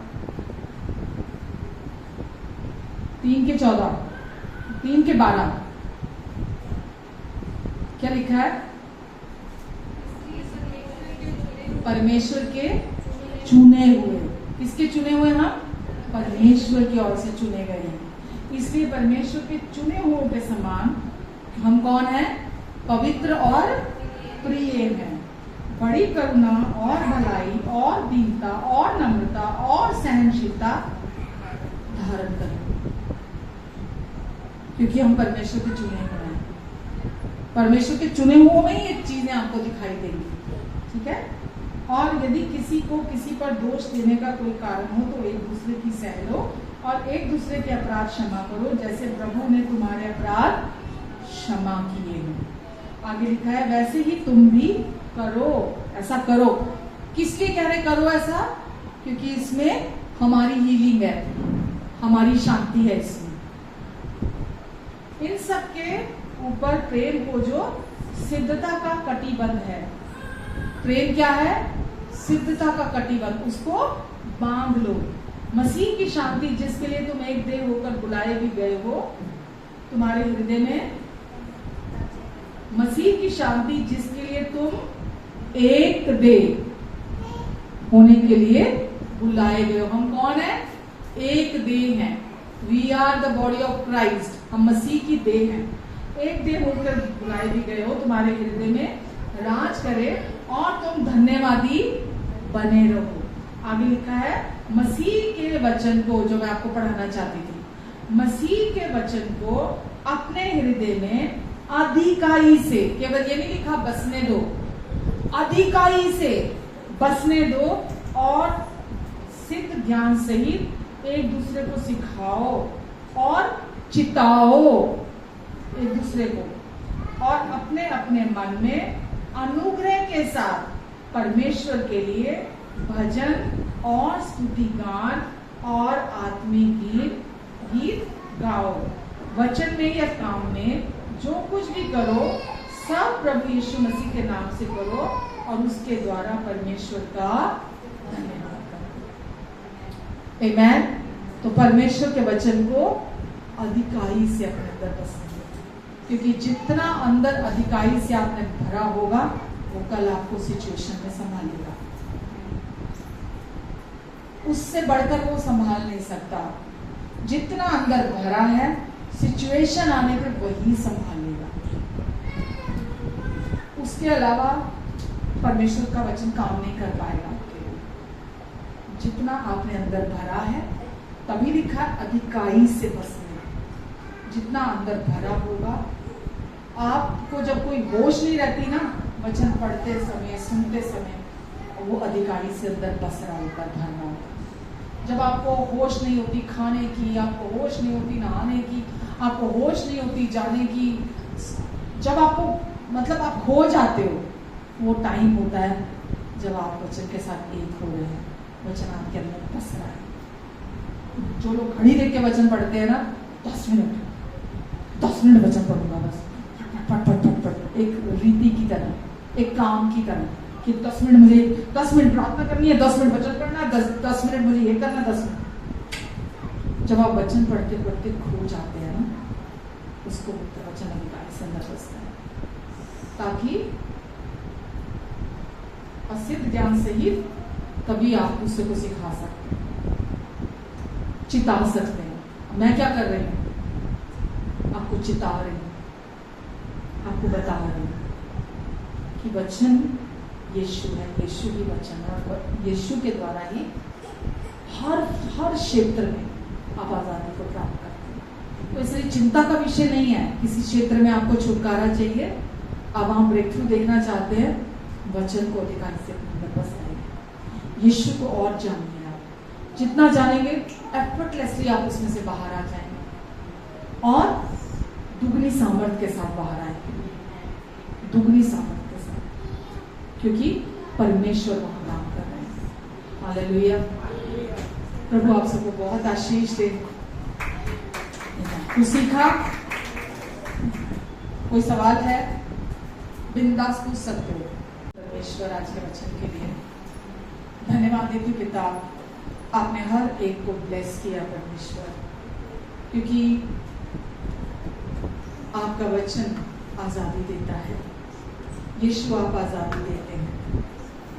प्रभु जी नामो नाम इन सब को जो ऑनलाइन है उन्हें भी आप आशीष दीजिए, इनके परिवारों को आप ब्लेस कीजिए, इनके प्रियजनों को ब्लेस कीजिए। जो वचन इनके दिलों में आज बोया गया है वो 30 गुना 60 गुना फल लेकर आएगा। प्रभु आपका वचन हमें शांति देता है, चंगाई देता है, छुटकारा देता है, आजादी देता है, हमें संभालता है। प्रभु इनके लिए भी आपका वचन ऐसा ही करने चाह रहे हैं। धन्यवाद देती हूँ प्रभु, आपकी समझ से परे की शांति इन सबके मनों में, दिलों में, विचारों में, गहरे में वास करने पाए। प्रभु इनकी आंखें हमेशा आप पर लगी रहे। आपका वचन कहता है अपने विश्वास के सिद्ध करने वाले, अपने विश्वास के कर्ता यीशु की ओर ताकते रहे। हाँ प्रभु इनकी आंखें सदा आपकी ओर लगी रहे। मैं इनके मन से हर एक शैतान के बंधन को तोड़ती हूँ। इनके मन की आंखें खुल जाएं प्रभु यीशु मसीह के नाम से। इन्हें आप अपने समझ, बुद्धि, ज्ञान और प्रकाश का आत्मा अपनी पहचान में दीजिए, ताकि प्रभु जो काम आपने इनके अंदर कर दिया है, पुनरुत्थान की सामर्थ, वो महिमा की आशा जो आपने इनके अंदर रख दी है, ये उसे जान सके। धन्यवाद देती हूँ यीशु में आपको, धन्यवाद देती हूँ प्रभु, अपनी बुद्धि और अपनी फेवर में आप इन्हें चलाएंगे। दुष्ट के हर एक गंदे आरोपों से आप इन्हें बचा कर रखेंगे। इनकी सारी जरूरतों को अपनी महिमा के उस धन से जो मसीह यीशु में है आप पूरा करेंगे। धन्यवाद पवित्र आत्मा जी, धन्यवाद। आमेन।